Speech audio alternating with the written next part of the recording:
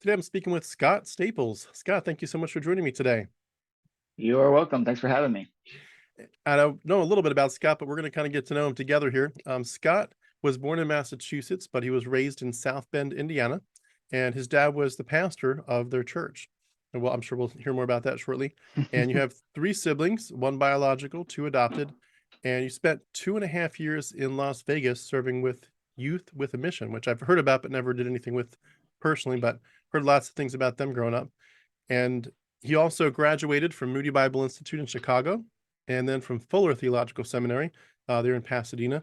And he's been married for 15 years to Lindsay Staples, and she's a social worker who helps people transition from homelessness to permanent housing. He also told me he collects comics. He has over 4,000. And I love watching Big Bang Theory, so that reminded me of like Sheldon Cooper. He also draws in that style, and he's drawing a graphic novel, which we'll hear about shortly.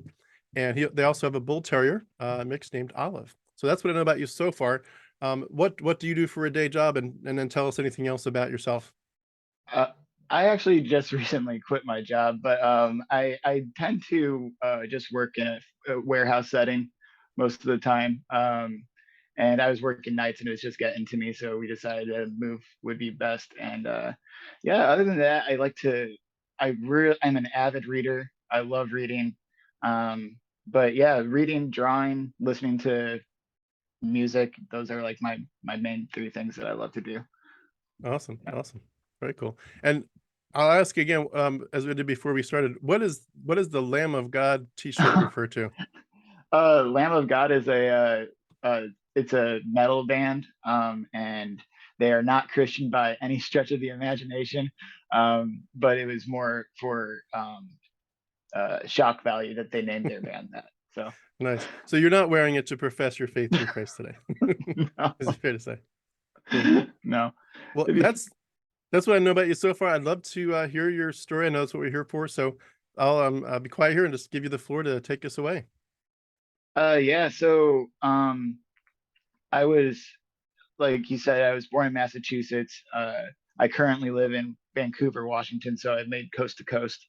But I was raised in South Bend, Indiana. My dad was the head pastor of the church of our church there. We moved we moved churches quite a few times.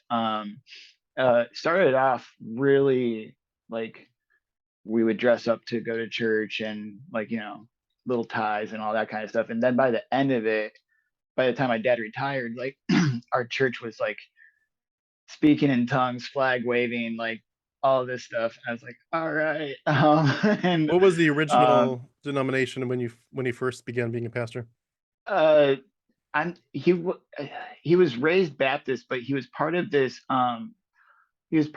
non-denominational conglomerate called Four C's. Okay, I cannot remember what the Four C's actually stand for, but it was pretty much like a non-denominational church network. And then he placed after the first church he was in, he just kind of placed himself at other churches until not to say he moved from church to church, but there was a church split, and then half the church went with him and half the church stayed, and that little church kept moving around to different gotcha, places. We eventually merged with a larger church, and that's where we ended up staying until his retirement. gotcha. Um, yeah, so I was always in church. Luckily for me, we never had a midweek service, so I never had to do that. But I was there every Sunday. We did have youth group and stuff like that. But we actually have a photo in our photo album back home when I got saved at my dad's church when I was 5. They're like, Scott got saved today. I was like, cool. Um, and then I got saved again because we had Vacation Bible School was real serious in our church. We loved it. We had the what are they called? Child evangelism. Yeah, They would come and do all their stuff. And this one guy, we had this Vacation Bible School, and the guy was like, "Hey, if you accept Jesus into your heart, you get a prize. So I was like, all right. And I said the prayer again. And I got like a roll of Starburst. It was awesome. Mm. Um, Do you recall the first one too, the when you were 5? I remember, I remember being in a room and saying a prayer, but I don't know if that was the exact moment, but I do remember something like that going on. Gotcha. So yeah, like the church and Jesus was like always a part of my life growing up. It was insane. And as far as you know, for your parents, were they always like Christians from the earliest days of their lives, or did either of those either your parents get saved or converted later in life? Right. My dad was raised in a Christian family. Um, and he was raised in the style of like the straight laced, don't mess around in church type thing. And then my mom, she got saved later. She Okay. got um like ask Jesus into your heart, like that kind of thing. Like I think she was in her teenage years, maybe early adulthood. Um, and so that was an interesting dynamic whenever we would visit the different sets of grandparents. Like it was like one was like all like my grandpa would sit there in the morning at his desk reading his Bible, and then my other grandpa would be like chain smoking cigarettes and so it was a interesting dynamic to see the two. Yeah, I know I'm jumping ahead a little bit on this, but since we're on that topic of them, could I ask, did you ever hear any discussion growing up about your maternal grandparents in the sense of like they're in danger of, it being eternally lost if they don't get saved? Yeah, we there was, but it's hard to pick up on actual conversations. But I do remember um, e- either me or my sister asked my parents about it, and I think the answer was something like, "Yeah, your grandparents don't really believe, but there's a strong possibility that they got saved when they were kids, so they're okay." They're Okay. big into the once saved, always saved thing. Yeah. And so if my memory serves me correctly, that's kind of how it Yeah. went. But yeah, Interesting. uh, yeah. Then my dad's church split, and then because as memory serves, some of the elders on the elders board were like into Freemasonry, and my dad had a problem with that, so he's like, "I'm out." And so we didn't have a church building, so we actually set up a church and tore it down every week inside a funeral home. And so that was a little interesting. um, That's a great context though for a preacher. right, right. Wow. Yeah, we have all these dividers for like I think it was the casket showcase room, I'm pretty sure, and we would split it up into four little um, uh, Sunday school rooms for like the different age groups and all that kind of stuff. It was interesting. And then we moved into this other church building on the property of a local college. And then we moved into the building that my dad eventually retired from. And so there was like hundreds of people that I met along this journey that kind of just came in, came out, and they all love Jesus. And so we're like, all right, cool. And yeah, so I was always in church. Or I went on missions trips. We did these things called group work camps, which there's like at any given location, they do bunches of them throughout the country every year. But at any given location, you have like 500 kids, uh, teenagers that don't know each other, and then they get paired up into groups, and then you go in that week, you go like fix up a person's house that is like mentally challenged or disabled or something like that. And so we did that like a number of years, and right around my uh, senior year of high school, I decided, you know what? When I was a kid, I got baptized, but I don't know if I really understood what it meant.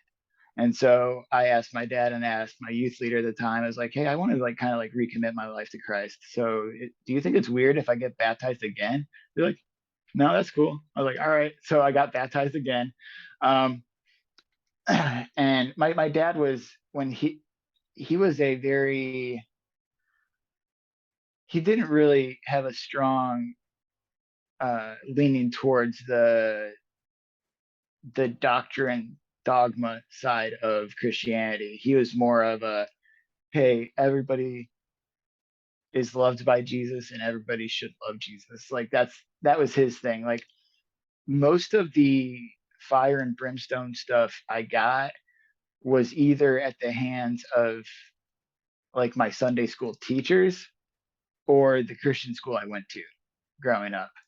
Um, but when I was in my dad's church, when I was hearing him preach and stuff, it was I have zero recollection of them actually ever talking about like hell or anything like that.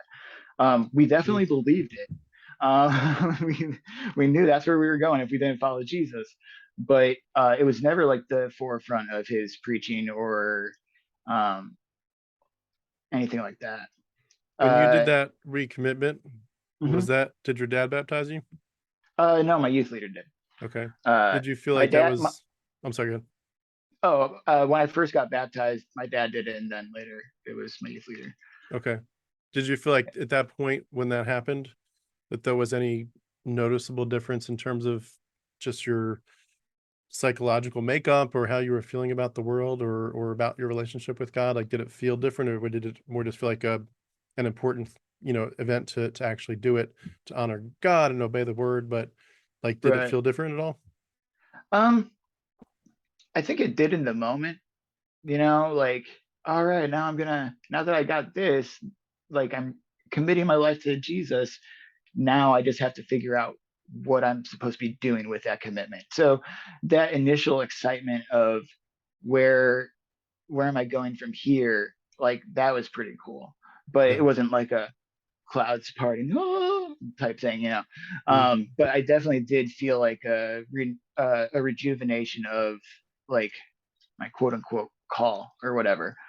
Um, and yeah, so after that, I did, let's see, I went to Youth with a Mission, which is, I think it's the largest interdenominational missions organization, I think, in the world.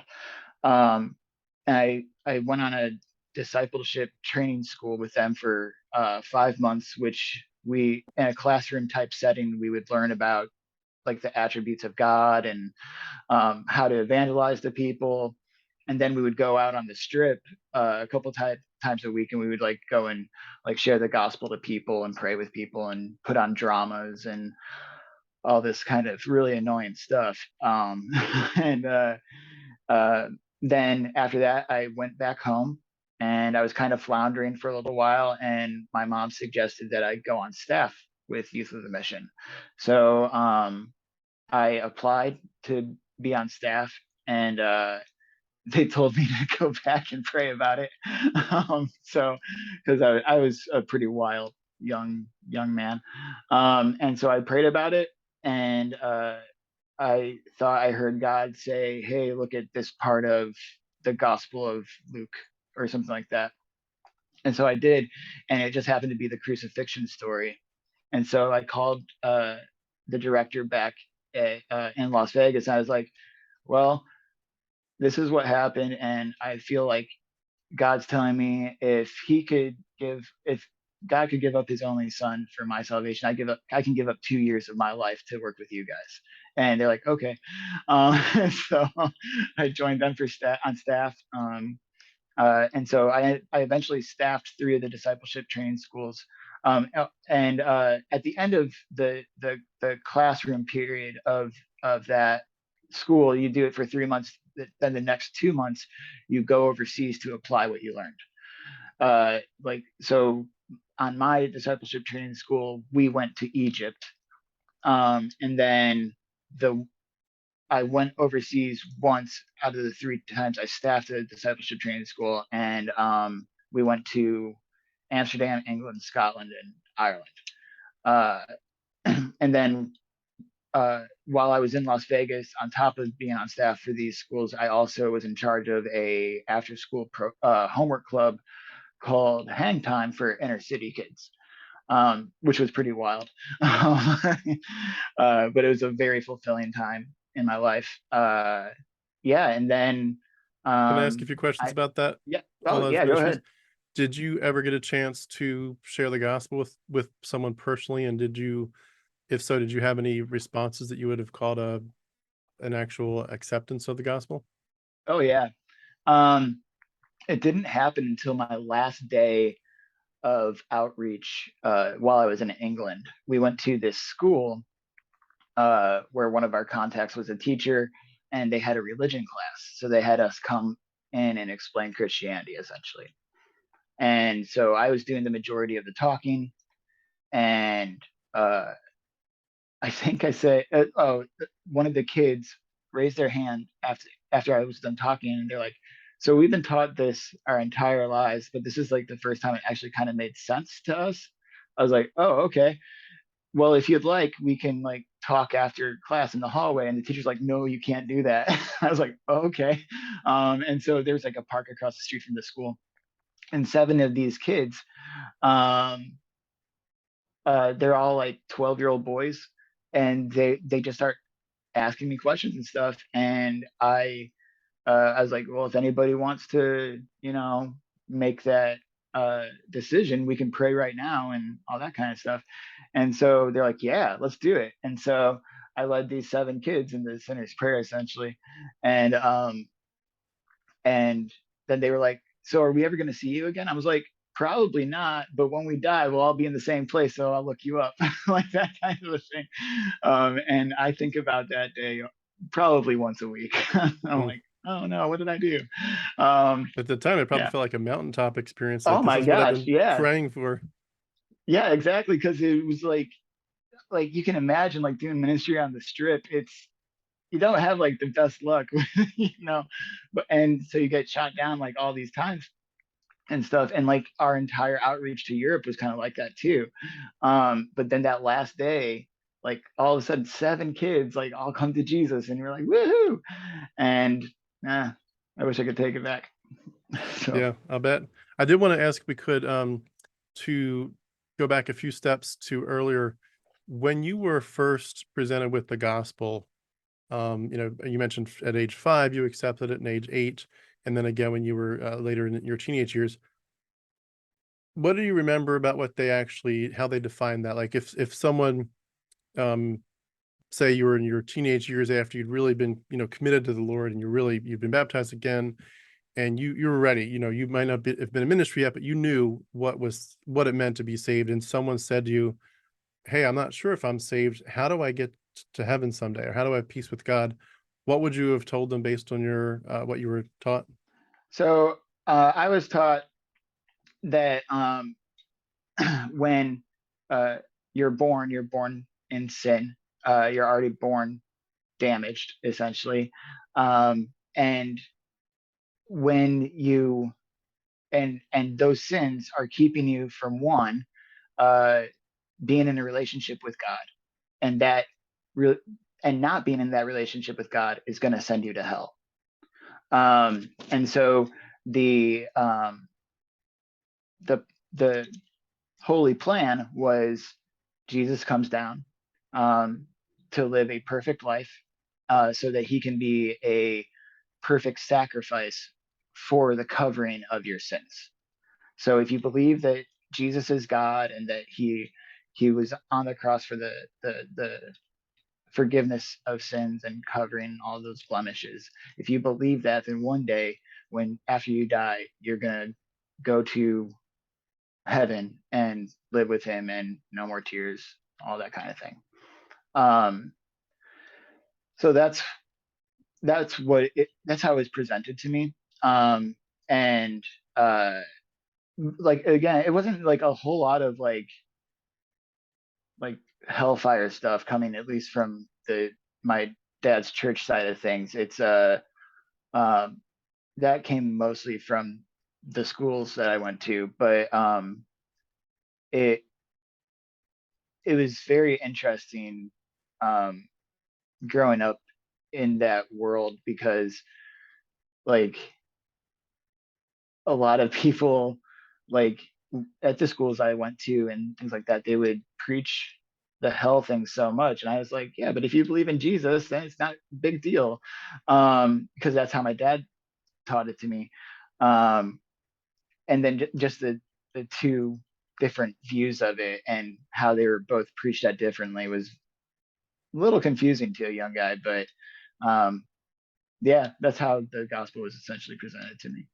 Gotcha. So you had, in a nutshell, you had a sin problem, and Yeah, Jesus was the one that took the punishment for the sins, and your part in it was just to accept it as a free gift, basically. r- right. Like I had all these sin problems at 5. Mm. It's funny. My story is very similar. I did very much the same thing. I was saved at 5, and I don't remember exactly what age it started at, but I do remember similarly the whole idea of there's just so much at stake. What if you Right, were wrong? Like, what if you were going through the motions? What if you were pretending? What if you just wanted to get out of hell? But that doesn't mean that you actually want God. It just means you don't want to be tortured. But yeah. that's not the same thing as actually wanting Jesus. Hmm. And it's also not the same thing as confessing your sins and admitting, from a Catholic versus Protestant perspective, it's not the same thing as admitting I have nothing good to bring to the table. All my Hmm. righteousness is like a filthy rag. The only thing that I can claim when I get to heaven, and God says, why should I let you in, is I'm going to point to Christ. Christ's righteousness covers me. And when you begin to realize that and the theology starts to hit, it's like, I wonder if I really do deeply believe that. Do I really believe that I'm a profoundly, awful sinner in God's sight, that I've fallen short so much that he literally can't do anything? Like, it's in his complete nature that he has to destroy and punish me because I'm that wicked. And Right, do I get the gravity of the situation that I'm in? And do I understand his holiness enough to really admit I'm not bringing something good to this? I'm only a beggar looking for right, him to give me something. And as it hits you, you're like, yeah, I might not actually really be doing this like this. I might be in some kind of arrogant sense. Look at me, I'm a Christian. Look at me, I'm doing the right things. I'm going to church. I can say the prayers and do the ministry, but am I actually, is this my effort or is this God in me? And when it hits you, as with maturity, that this could be me acting in the flesh, in my arrogance, it's like, wow, I need to make sure this is real. Like, I need to confess Jesus as Lord. And what it I could imagine it was probably at least 7, 8, 9, 10, 10 times that I was like, I right. got to be sure. Did you who was it? Can't remember what the author's name, but there was it MacArthur? I'm not sure, but there was this book about um Lordship Salvation. that's it. Yeah, Yeah. Lordship Salvation. And that's kind of how I viewed my I never read the book, but I understood the concept. And so that's how I viewed my baptism at 19 Hmm. was okay, I've been a Christian my entire life, but right now I'm going to make God the Lord of my life. Like Yeah. I'm going to like specifically do everything I can to be in his will and do his work on this earth type of thing. Mm, Um, so yeah, that's when that kind of flipped for me. I was like, oh, no, it's not enough to just be a Christian. I have to be living my life for God all the time. yeah. And that's essentially how my decisions were made uh, for the majority of my adult life. But Mhm. yeah, Did you feel with your dad being a pastor at all that you had a kind of an inherited drive or call to ministry, whether it was the pastorate or missions, or like, would it have been an option if you had said, I just want to be a pharmacist or a carpenter, like that's all I want. And yes, I'll still shine for Jesus through it, but I just want to do something simple. I want to lay bricks. Whatever it was, would that have been acceptable, or would there have been pressure to be like, yeah, but can you lay bricks on the mission field? Can you be a pharmacist in the mission field? Can you right. be a pastor and a part, doing that other stuff part-time? Was there any kind of push in that direction? Um, it's funny actually. So my dad, around the age of 55, I want to say. Um, he started having seizures, which we eventually found out was early onset for dementia. And so I was actually on my way to go see him one day in the hospital, and I had like a Jesus moment. And so uh, I was waiting for my friend to pick me up to take me to the hospital. And while I was walking outside, I had an almost audible voice say to me, "Scott, you need to be a pastor someday." All right. Up until this point, there's been jokes about like me taking over my dad's church when I got older or something like that, but not ever from my parents, always from people in the church. Um, and so I go to the hospital, and I'm like, my dad is like really weak. Like he can barely stand type thing. And so I ended up telling them what I just quote unquote heard, right? And they start laughing at me. And I was like, okay, I'm pouring my heart out. Like I finally got a call from Jesus. Like, what's going on? And my dad gets up in his weakened state and he comes over and hugs me. And my mom just goes, "We've known this since you were about 5 years old that this was what you were going to do. We just didn't want to pressure you into like something like the family business or something like that." So apparently they had this idea of what I was going to be ever since I was a little kid. And they were just letting me discover it on my own. So all that to say, from my parents, I never got any pressure like that to follow in my dad's footsteps or anything. But they I would say they just let me kind of figure it out by myself what I wanted to do, and eventually it did land in that camp, and I went and got 7 years of education for it. So Mm, um, kind of right, kind of wrong. yeah. It's funny if I could add a quick anecdote from my Oh side of the yeah, go story, ahead. talking about God speaking to you. So there were four of us kids growing up, and the youngest one, his name is Josh.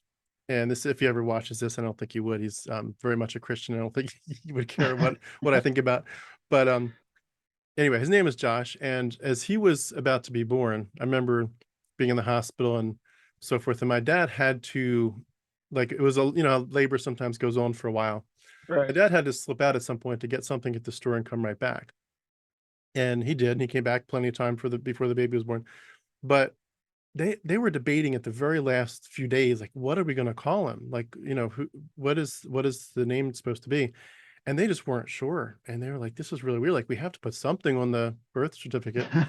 And so he heard, he was big into Christian radio. Christian radio was like on all the time. It was just the background noise. Yeah. It was the white noise of our home nonstop. Um, and so one of the songs that was played was Joshua Fought the Battle of Jericho. You know that song? Hmm. And so he, hearing that, kind of heard God's leadership in deciding this, or, the fourth and final child in our home, what his name would be. And so his name was Josh. And it's really ironic to me because that is the song that Yeah. started my deconversion. Hmm. And it wouldn't have said it at the time, but that was the original thing that said, wait a second, something's wrong here. I'm teaching my own Right. kids genocide.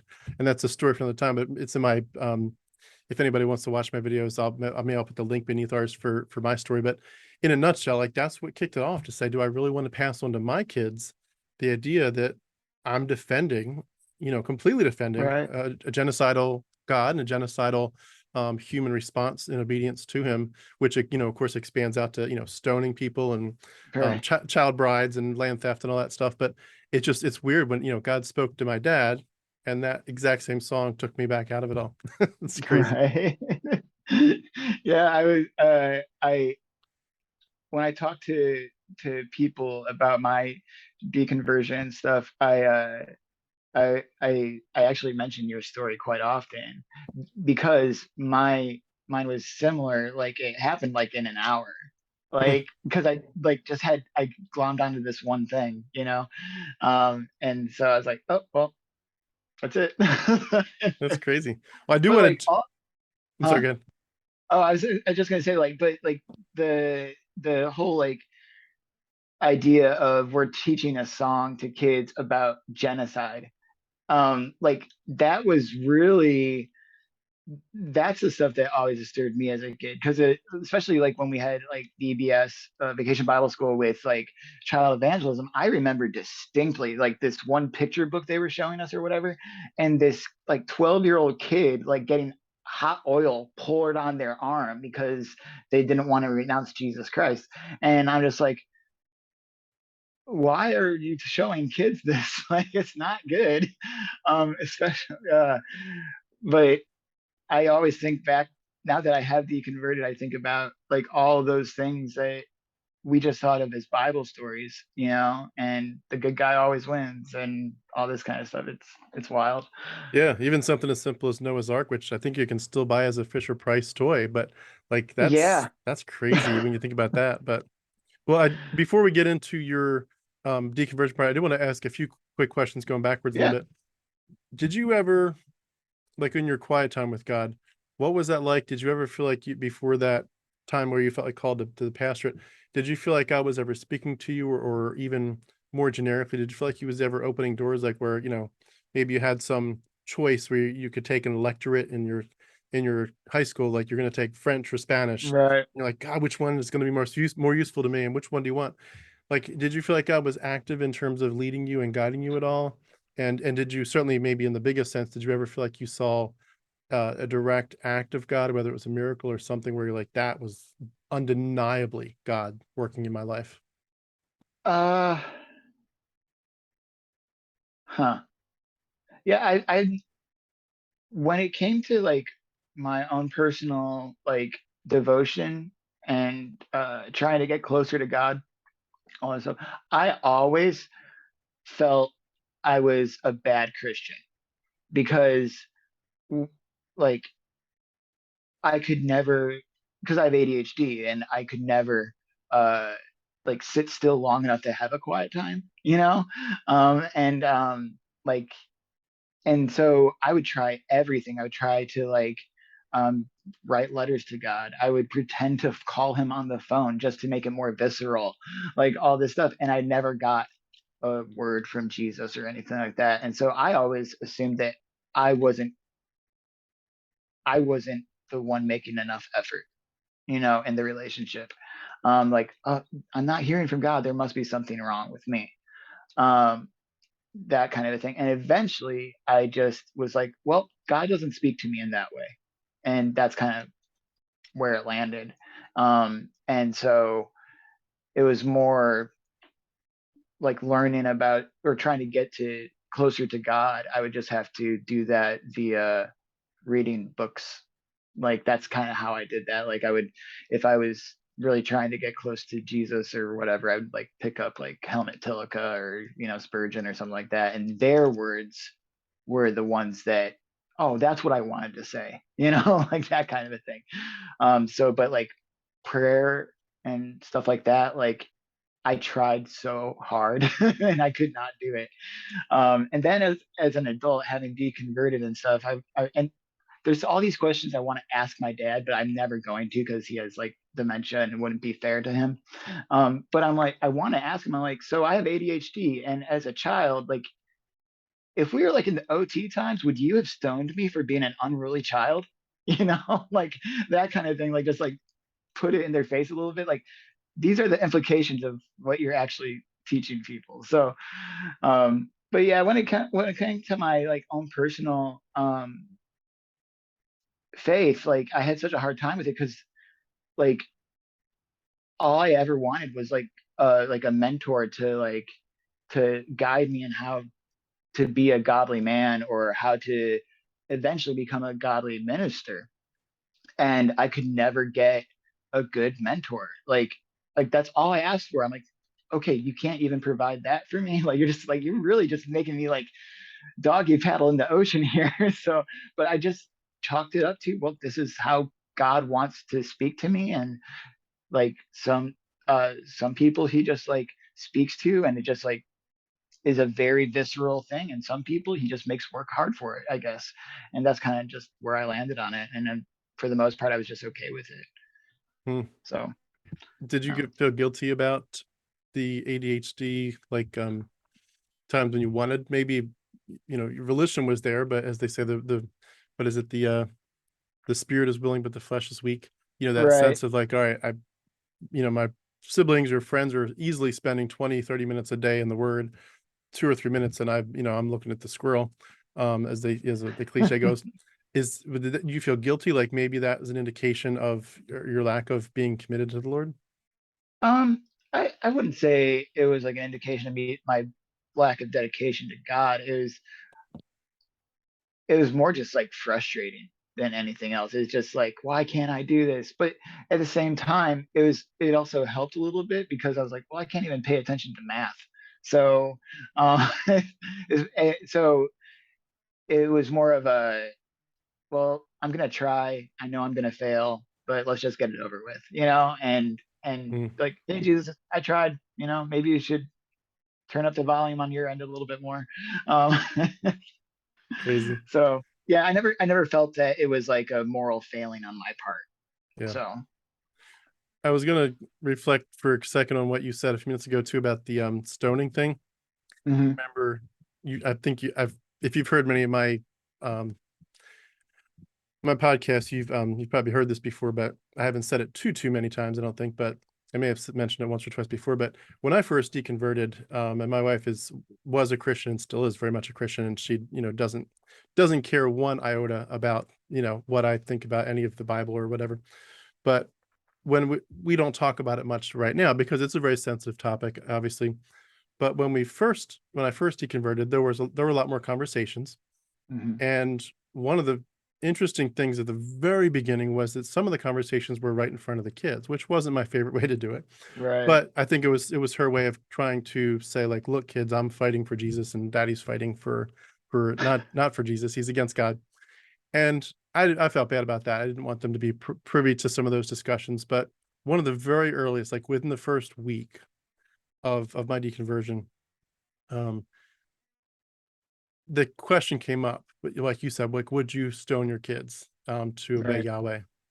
And with her, with the kids 2, 3 feet away, Oh, she said right there, I would absolutely pick up stones and stone my kids to obey Yahweh if he told me to do it. wow. And when I heard that, I just thought, like, the whole mind job is probably the best word for it, but just the whole Right. idea that what a mind job this worldview does to people, that you would look Hmm. at your kids right there with them fully just, sitting on the edge of their seats to hear your response. And you'd say, yep, I'd stone my kids to obey Yahweh. And I'm just like, this, the fact that any parent would do that, basically do what Abraham said yes to for Isaac. Yeah. I will kill my son, even if God's going to come in at the last minute and stop it. Like the Hmm. fact that you would agree to it in the first place, it just blew my mind. And the longer that I go on, I hear more people saying effectively the same thing. Like either they may not have said it to their kids, but they would have done it. And I think honestly, if I had ever been asked the question, which I say this to my embarrassment, thankfully I never was asked the question, but I think I probably would have had to say the same thing. I mean, Yeah. because the equation may have not come up that way too much in my life, but the equation did come up as to you have to love God more than anybody else. You have Hmm. to. And Yep. even Jesus says, he's here to divide families, and you have to leave your, father and mother and your Yeah. nets and follow me. And the whole idea of, you can't have a love higher than God. Anything else, if you do love someone else or something else more, they're an idol. So if Hmm. God calls you to something or he commands something, you have to obey. And I Right. think to my shame, I would have probably said the same thing, or at least if someone else said, I would have nodded and say, yeah, you got to obey. Yeah. You can't look at God and say no. That's the stupidest Hmm. thing in the universe. But Right. it's like, but once you're out of it, you're like, oh my goodness, what in the world was I thinking? Yeah, I would always, when those type, because I love moral ambiguity. It's like I love the tension, and uh I would, if I was asked those questions and stuff, I would be like, yeah, well, I don't know. It's just because I would want to say that's the messed up thing, is I would want to say yes, I would do that. Like, that's what I would want to say, because that's how you would show your love for God or whatever. But and so my human brain would be like, I would never stone a kid, you know, like. But then I was like, wait, what does that mean? You know, it's just like what does that say about God and myself? Like, am I a psychopath? Like, Yeah. it's amazing. It's amazing what your brain can do to rationalize something that it does not want to accept. Yeah. Um, and somebody, like bunches of people built an entire religion around that concept. But Yeah. yeah, And we always say that get out of jail free card of, well, that was the Old Testament, that was law, we're the New Testament, we're under grace, right, and it's a different way that God is dealing with humanity. But you still, if you theoretically say, okay, well, yes, we're in a different time, but if you had been in the Old Testament time, right, what if you were then? You didn't know about Jesus yet. You're just an Israelite walking around the desert, or whatever, conquering the promised land, assuming that was true, that was real. If you were doing it, if that was your lifespan, was that time frame, what would you have done? And yeah, it's amazing how we ignore the obvious. And of course, that just, I think where it hits home for us is that the preachments on hell are effectively the same thing. It's like, yeah, you may not be torturing somebody in Palestine to obey Yahweh, but you still have to applaud when God destroys people in hell forever. right. Hmm. Yeah, I, I think that's um, one of my biggest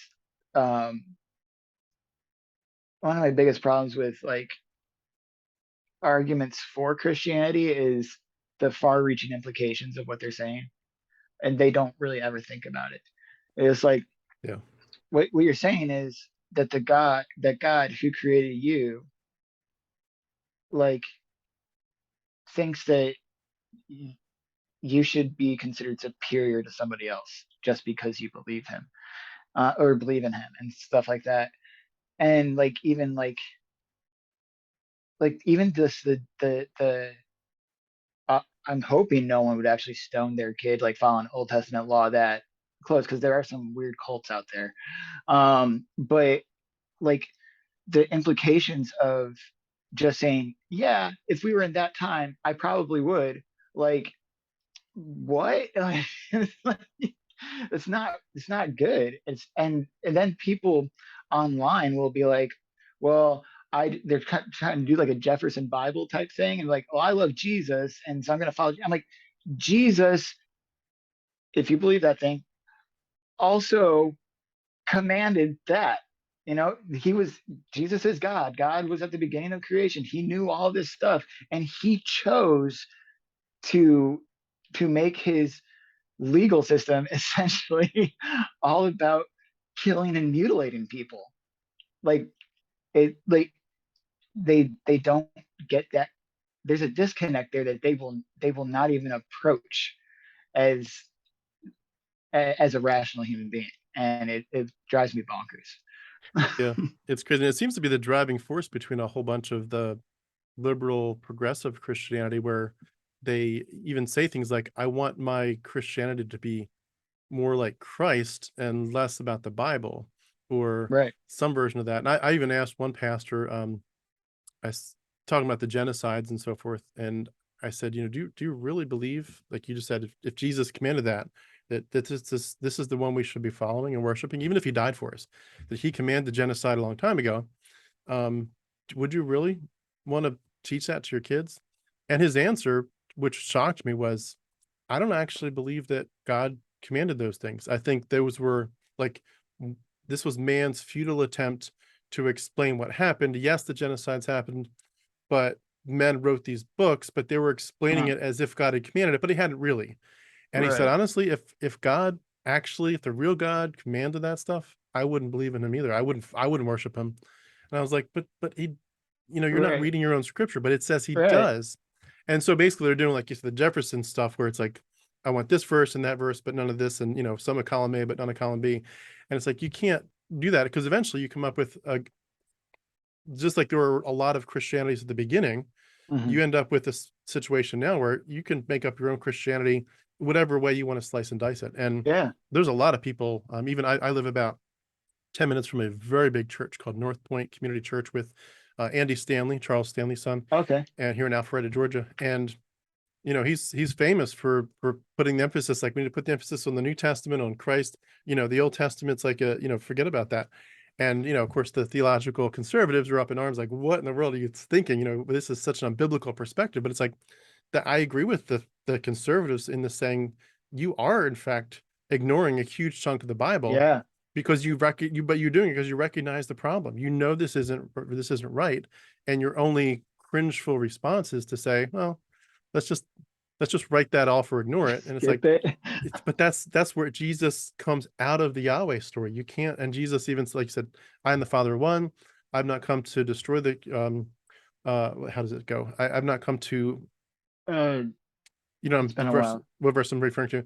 But Yeah, I've not you're come to abolish the law, but to a fulfill it. lot, but to fulfill it. Something Yeah. like that. And it's like he's not coming here to say, the Old Testament was bunk. I'm the real deal, but that was nonsense. It's like, not one jot or tittle of the law is going to go unfulfilled. Like I'm that fulfillment. I'm fulfilling Hmm. what you read. And so the Jesus that they preach as this lovey-dovey, syrupy, sacerdotal invertebrate Jesus, it's like that. Right. It's just, you can't do that. He's Yahweh. Right. It's See, like crazy.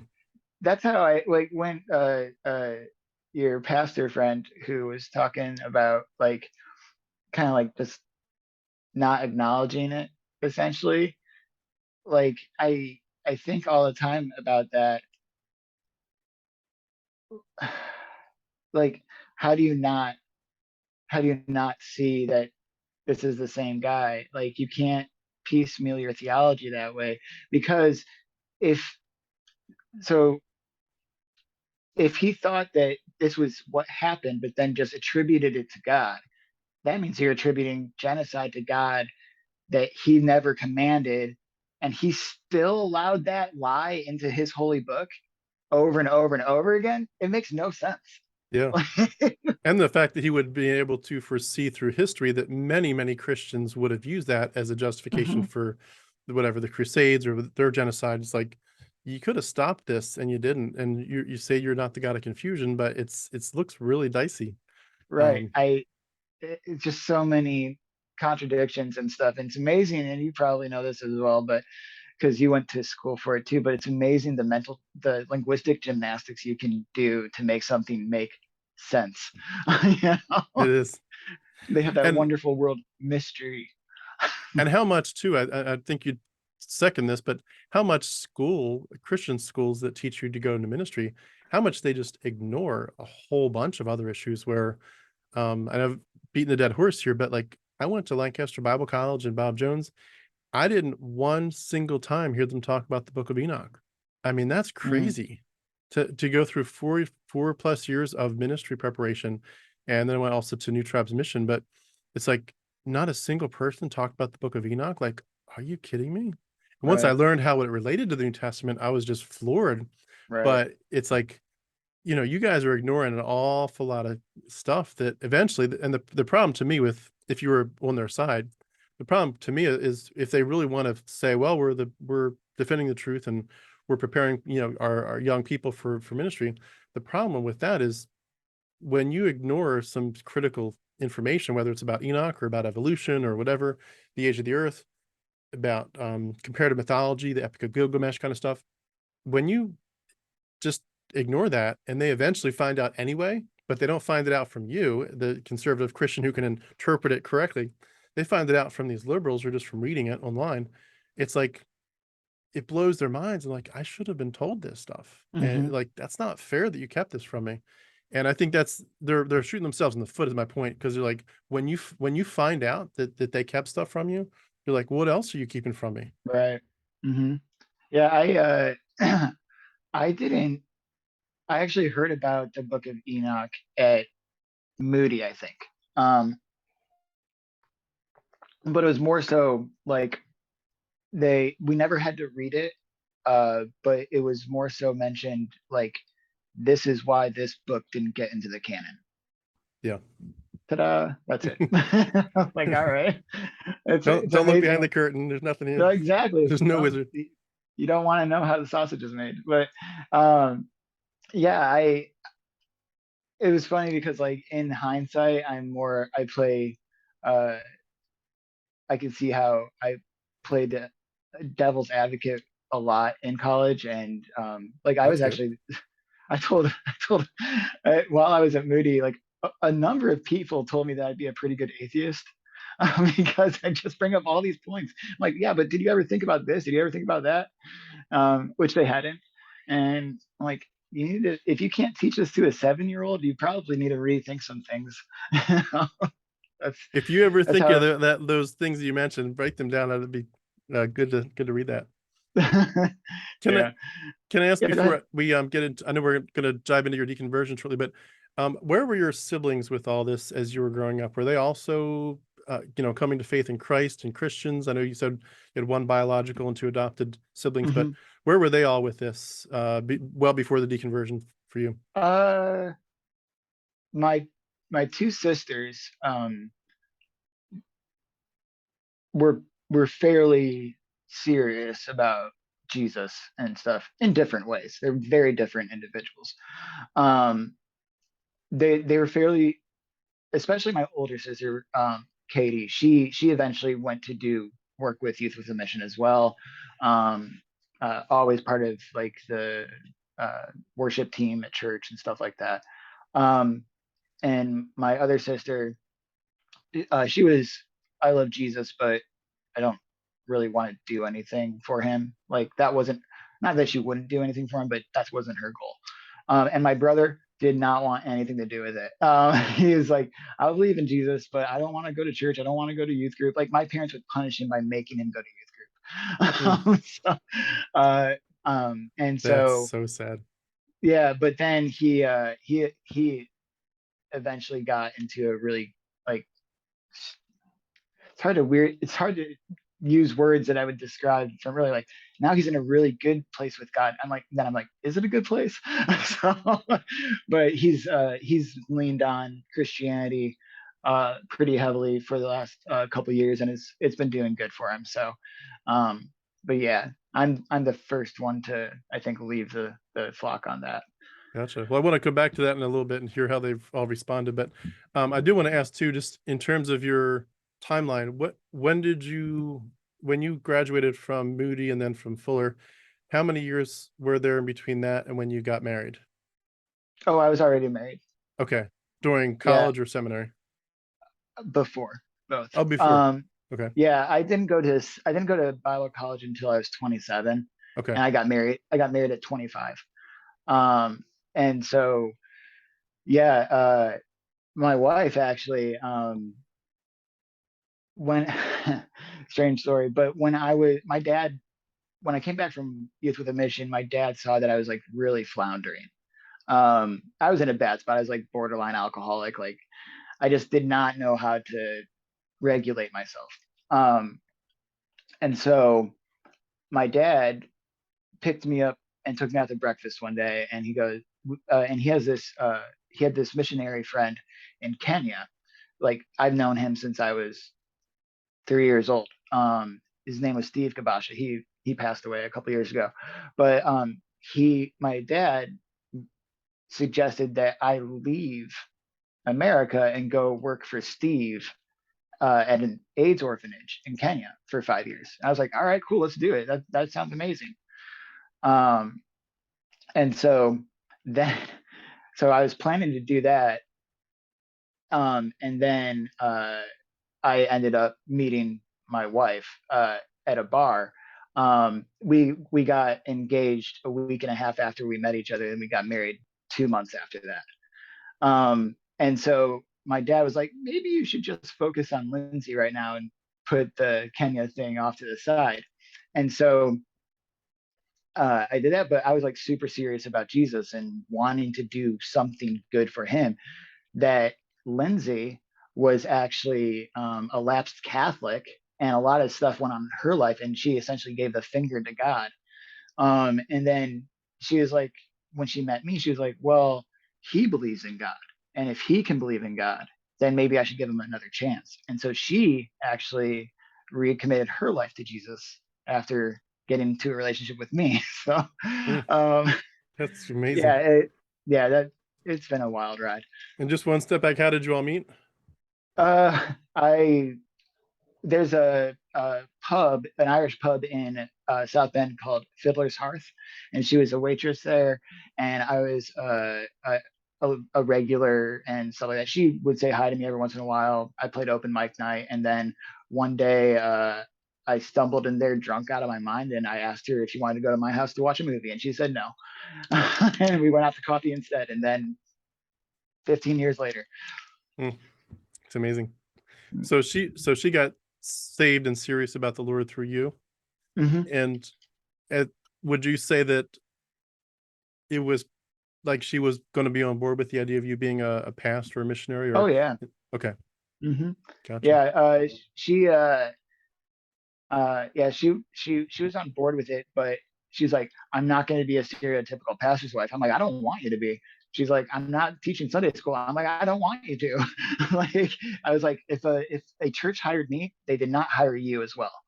So that's kind of she's like, okay, as long as they understand that, I'm cool with being a pastor's wife. Right. Yeah, I know what you mean. I've seen churches like that where there's that implication of, Mm-hmm. especially if like you've had, a previous pastor where his wife really was like just doing everything. She's at every meeting she's supposed to be at or could be at and doing everything. And she's always the one behind the scenes kind of orchestrating it, where like if she suddenly stopped, a lot of things would fall through the cracks quickly. And Mm-hmm. I've known, pastors' wives like that. And, a lot of them love it, and they thrive in that, so to speak. But if you have another pastor's wife who's like, it's just, I've got other stuff on my plate and I'm not Right. doing that. It's like, yeah, there's a lot of pressure. Well, Mm-hmm. what, as we move slowly towards your deconversion story, I did want to ask, now that you're on the other side of it all, have you seen some, like whatever you would have identified at that time when you deconverted as this, like I mentioned, my story was starting with Joshua fought the Battle of Jericho, singing that songs with my kids. That was what started the dominoes. I wouldn't have said it was headed toward deconversion, but it basically was. It took about 2 years for me to get there, just because it's a lot to unravel, and it's a very painful thing to admit that it's mythology. But looking back, now that I'm out, looking back, I can look back and say there actually were some other cracks they were much smaller at the time, but maybe they shouldn't have been. You mentioned, asking some good questions in school of your in your classes as to, did you think about this and this doesn't make sense? Like, what would you identify as kind of the earliest cracks now that you're out, and then lead that up to whatever was the first major event that was like, okay, something's wrong here. Right. So I would say the first major crack was my dad getting diagnosed with dementia. Hmm. Um, I just couldn't fathom it. I was like, okay, so what you're telling me is that this little farmer from New York put everything like to the side to follow you, like was a pastor of a church that was just like always having these like problems in it. You just battled through it for 30 years, like doing your work, and this is how you repay him by giving him a degenerative neurological disease. Did That's real you cool. did you did you feel guilty about that in the sense of like, God, you, like kind of like that song says, you give and take away, blessed be the name of the Lord. Did you ever feel guilty about questioning God on that level and saying, you know, God, we're just your servants. Now do this as you wish? Or did you Yeah, feel like that was an okay thing to say to God? Like, God, this doesn't make sense? I would I think I vacillated between the two, honestly. Like there were times where I was like I allowed myself to be pissed at God, you know? I allowed myself to question him. And then there were other times where I was like, you know what? God works in mysterious ways. And just kind of have that like be my catch-all answer. But I I had operated for a long time that with the idea that it's okay to be pissed with God. Like there's a whole book in the Bible about it, Yeah. Lamentations. But like, so I didn't feel necessarily guilty about um, questioning God uh, or being mad at him, but I did feel guilty if I stayed there too long. Yeah. Yeah. So yeah, that was probably the biggest. That was probably the thing that really got my head going, was why would God repay kindness with pain, Yeah. essentially. I had something similar, and I don't want to distract, but just to mention it because it sounds so similar in some ways. And it's not, ironically, my dad did have dementia right at the very end too, but that wasn't part of my story. But um, for a long time, I had some medical debt that I was paying off, and it got to a point where there was just no way financially to keep up with it without working on Sundays. There Mm, was just no way. And I remember thinking, like, God, do you want me in church on Sundays or not? Like, I want to be there. I really want to be worshiping you on Sundays. I want to be there um, more than Sundays, but for sure on Sundays. But there was no way for me to do the right thing financially and yet not work on Sundays too. God wasn't making ends meet, so to speak. right. And I had to work Sundays. And I just thought, this doesn't make sense. And I remember hearing sermons like, that's a test of your faith. If you have a chance to, you know, say you love, skiing or something, and someone gives you these tickets to something that, just like so exclusive, you'll never get there. But this is like once every 20-year opportunity. Here's some ski tickets, on a Sunday, take it. This is worth $20,000 to do this vacation package. You'll never get it again. It's like, but it's Sunday. You don't take it. Yeah. Sunday, you're in church. And that's how I grew up. And all of a sudden, for several years, I wasn't in church on Sunday because of paying off debt. And I was like, this doesn't make sense. Like, God, where's the day of rest, the day of worship? And again, that wasn't the first, and that was well before the Joshua fought the Battle of Jericho phase. But Right. looking back on it, it definitely like messed with me a little bit, kind of in the Hmm. similar way. Yeah. It's hindsight is fun. Like, yeah, that was a big one. And uh I also had a pretty rough time in school, as like when I was younger. I went to a Christian school, and I got bullied a lot while I was at a Christian school, and that really messed with me too. I'm like, God, this is supposed to be like your safe place for me, like all this stuff. Why is all this bad stuff happening? It didn't make sense. You said I was at a But Christian school. mhm, yeah, Mm.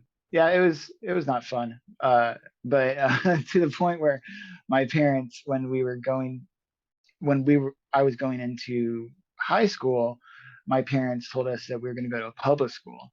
And I bawled my eyes out because and they're like, why? What's going on? I'm like, well, if I'm treated this bad at a Christian school, how much more worse am I going to be treated at a public school? Best thing that ever happened to me. It's Mm. like, it was night and day. It was awesome. That's But amazing. yeah, What yeah. other what Uh, other cracks would you say happened before the main event cracks? the I had always been a contrarian, like in at Moody and at Fuller as well. Um, like one of my friends, he even said to me, he's like, Scott, I don't think you are necessarily playing devil's advocate, but you're trying to point out people's blind spots and their like in their arguments. I'm like, yeah, that's what I'm trying to do, you know. And so um whenever we would get into discussions about theology or doctrine or anything like that, I would like point out stuff to my classmates and my teachers and stuff. I'm like, that doesn't make sense. And I'm like, especially like they always would use things like they would always tell us things like who was it, J.P. Moreland or something like that. They would all be like, well, God made us rational beings, and he gave us reason and deduction skills and all this stuff. I'm like, okay, if that's the fact, then why doesn't anything make sense? Like all of the Bible is just you have to do so much in your head or on paper to prove something or talk about something without contradicting yourself. Like, and so that really started to mess with me. Like how much I had to do to make one thing make sense and not use the word mystery. That was a big thing. Yeah. Like, oh, it's a mystery. I'm like, that means you don't know. Just say you don't know. It's fine. um, Did And you ever, so, yeah, so go on that ahead. note, did you ever hear the artist Michael Card? Oh yeah. He was one of my kind of personal musical heroes. But he kind of drove that point home a lot. I think he had some songs about paradox, mystery, and it almost became like a spiritual thing for you to be able to say it doesn't make sense, but that's the point. It's not supposed Yeah. to. It's a paradox. Yeah. And it will make sense in heaven. But it was almost like the more that you could have things not make sense and yet say, but God, and that's enough for Hmm. me. Like that was almost a sign of like, okay, you get it. Like you finally get it. The point isn't to make the pieces fit. The point is to bow your knee before the Father, before the Right. King. And I remember being very inspired by music like Michael Card's to really dive into the mysteries, yes, to understand them, but also just to embrace the not knowing. And when you're in that, especially if you do it the way I did it, it feels like you're finally where you're supposed to be, where you're trying to say, this is not an issue of rationality, this is an issue of faith. Um, Hmm. and I'm not sure how to best say it, but it really made me feel like once I gave up, it was like relinquishing. It's like I remember songs about the idea of like, you hold on to stuff that you want, you want your health, you want your relationship with somebody, and the songs or the sermon will talk about open your hands up and let God Hmm. put things in, let him take things out, and whenever he does put something in, don't grab it. Keep Right. your hand open, let him do what he wants. And it was like that surrender.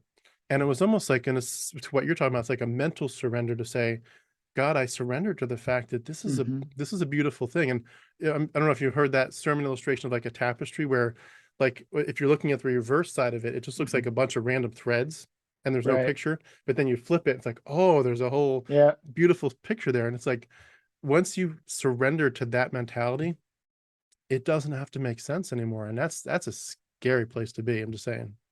Yeah. No, yeah. I always used to tell people this. I was like, okay, so in the book of Revelation, there's this huge choir, right? Every tribe, tongue, nation, blah, blah, blah, all bowing to Jesus. But before the choir actually starts singing, you hear this one long note. And it's when God explains everything. And they all at the same time go, oh. And I'm like, that's what paradise is going to be like. We're not supposed to know it now. And I would cop out of any hard like question just with that, like, hey, we're we're rational beings, but we're rational beings in a finite sense. We're not supposed to know infinite concepts or structures or anything like that. And I try to explain away so much stuff with that, but eventually it caught up with me, I guess. So. Yeah, it's a good way to put it. I'm glad it did. I would say on a similar note, somewhat related note too, I think the idea that we all have about um, sexuality, where Mhm. we're we're so torn between we want to be, sexually involved, thinking sexual thoughts, and yet God wants us to be pure. And I remember that was probably one of the biggest paradoxes to me of surrendering to God, the idea of I will be absolutely, of course, abstinent and celibate and, completely not doing anything in that world. And yet I will embrace, not even in my mind, but I will embrace the fact that God wants me to, in marriage and also in a spiritual sense, to dive into this so much. And I don't know if you know of John Michael Talbot, again, going to musicians here. This will be my theme, I guess, for this half hour. But John Michael Talbot was a Roman Catholic, is a Roman Catholic monk. And he, even though I didn't think he was saved because of, being Catholic, his music was very much about his relationship with God.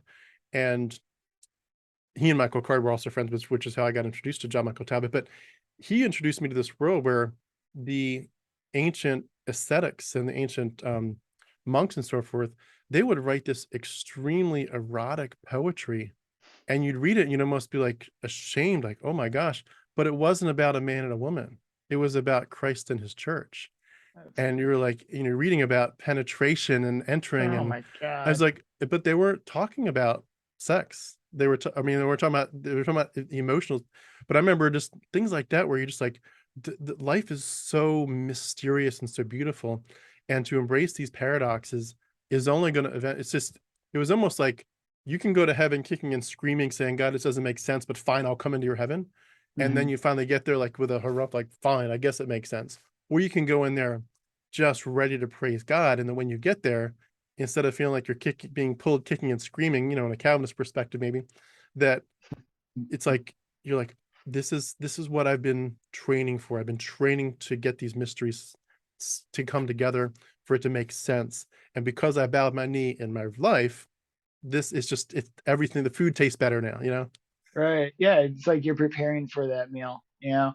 It the more readily you're able to um just put something in the category of mystery or paradox and be fine with that, it's like you're going to be a more, I don't know if better Christian is the best term to use, but you're going to be A happier one. you're going to be able to going to be able to be in that world a lot longer, Yeah, you know. for sure. And I couldn't. Mhm. What happened next? What was the next big crack for you? That one happened about a year and a half ago, I think. Uh, my wife got diagnosed with multiple sclerosis. Mm, Um, and it was very, very hard on us because right before that happened, we were in the best spot in our relationship that we've ever been in. And then she gets diagnosed and hit her, it, it hit her pretty hard physically, but it hit our relationship like insanely. Um, because there's certain things about multiple sclerosis that don't mesh well with the stuff that is going on with my own mental stuff. Like uh like we have to my wife has some brain fog and stuff like that, and so we have to turn off the TV or pause the TV when we want to talk to each other and stuff. But I have ADHD and I'm like blah, blah, blah, blah, all the time, and so those types of things were hurting our relationship. And we're like, why is God doing this to us? We've done everything He's ever asked us for. The reason why we went to Moody was because my dad had dementia, and it's only an hour and a half uh, train ride from Chicago to South Bend. We had been living in Portland, Oregon at the time. So we moved to Chicago to be close to family in case something bad happened, and to go to Bible college. And then I went to seminary, and we always thought that God wanted us to work in the Pacific Northwest. So we always made these calculated moves to eventually get us to this spot. Like everything we were doing was to do the work of God.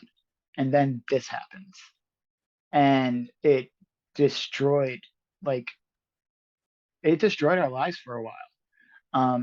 And the thing that kept coming up over and over in my head was, if God is a loving father, why does he hurt his kids? I was like, that was the phrase that just kept coming up. God is a loving father. Why does he hurt his kids? Um, because that's what he was doing essentially. Was like, I always tell people, I'm like, if you saw a 5-year-old kid standing on the sidewalk and some stranger just comes up to them and smacks them across the face, what would you do in that situation? Right now, what if you saw that same kid like with their father and their father smacks them across the face? Wouldn't you be even more upset because the strangers, whatever, but the father is supposed to be the protector of the kid. So you should be even more upset at him over that, right? And and it seemed like the more I tried to get close to God, the more he kept hurting me. It's just like, mm, and so I couldn't I couldn't get the I had actually wrote a paper on this. I had written a paper on this in seminary, about we had to pick an attribute of God and write about it. and I chose omniscience. And I was like, because I always had this huge problem with theodicy, like pain and suffering in a world where there's an omniscient and omnibenevolent God. Always had a huge problem with that.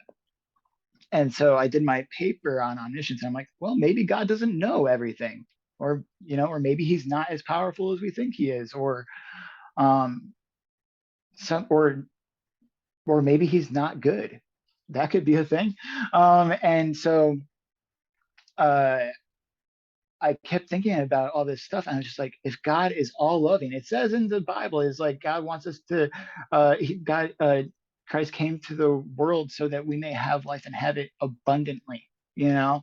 Um, and I'm like, there's literally no way that can happen, like with a degenerate, like with certain diseases. And so that is what really um, got to me. As like, if God is all good, he's all loving, and we're his kids, why does he keep hurting us? You know? Um, and so I started to, um, I started to go online. I was just like, how does one deconstruct their faith? Right? Like, I don't know how to do that. I know how to construct a faith. I don't know how to deconstruct one. So I was like, maybe trying to like even do like my own version of a Jefferson Bible, just like, I love Jesus. I don't like the other stuff. Um, but then once you realize that Jesus was a part of the other stuff all the way back at the beginning, then you're like, you're fucked. So um, I tried doing that, and then eventually I stumbled onto your channel, and I think I watched about 5 videos, and I was like, I think I want to make this step. I'm not sure, but I think I want to. I'm a bit cowardly. And then I saw the video that the interview you did with Liddy Bush. And the way she spoke about her life after deconversion gave me so much hope, and like, I think my life could actually be good now without this awful thing in it. And that was it. I was done after that. Hmm. So thanks. So my channel directly had an influence on your journey. I Oh, didn't, most definitely, most if, definitely. if I knew that before, I appreciate you saying it. It's amazing to hear. I did not know that, or remember that if you told me before. So thank you for saying that. I feel Mhm. blessed and honored that was a part of your story. It's awesome. I Yeah. Liddy's awesome. Let's give her a shout out here since we're talking about her. Liddy, if she watches this, her story is amazing. I'll put a link beneath our video so people can hear what we're talking about. But Oh yeah, it was a great interview. yeah, it's an amazing story, and I love that. It seems like that's one of the biggest surprises to people, is exactly what you're saying. The idea that you just you think that as a Christian, if you make such a leap, or anyone who does make such a leap into atheism or agnosticism, or even just, I just don't care about Christianity anymore. I don't know what I want to believe or what think about, but I know this isn't for me.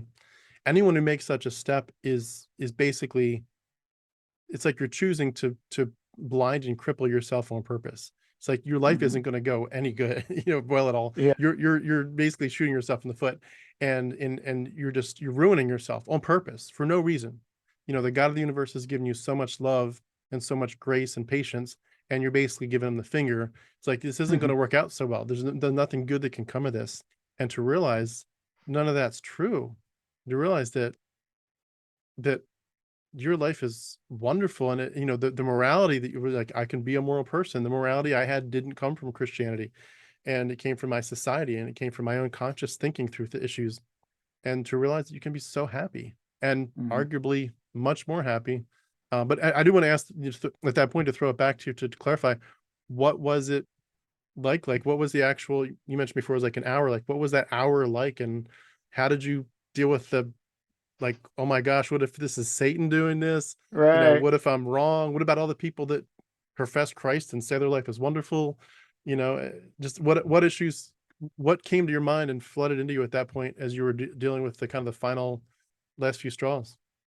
one of the things that came to my head almost immediately was like, why did I spend $100,000 on a piece of paper that I'm never going to use? That was like the practical thing that I thought of. But um, I the last hour ish, like, because I think I was like actively making the decision while watching uh, Liddy's interview, and I was just like, I think I can do this. I think I'm there, and like I was expecting a pretty devastating fallout, which it was. To be clear, like having something be that centric to your identity for so long, and then letting go of it, the process up to that point was insanely hard.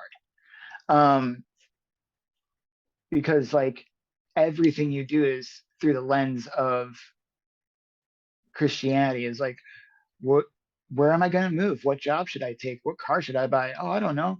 Like all these things. It's just like, is this going to get me closer to the place where I'm eventually going to be doing the work of God?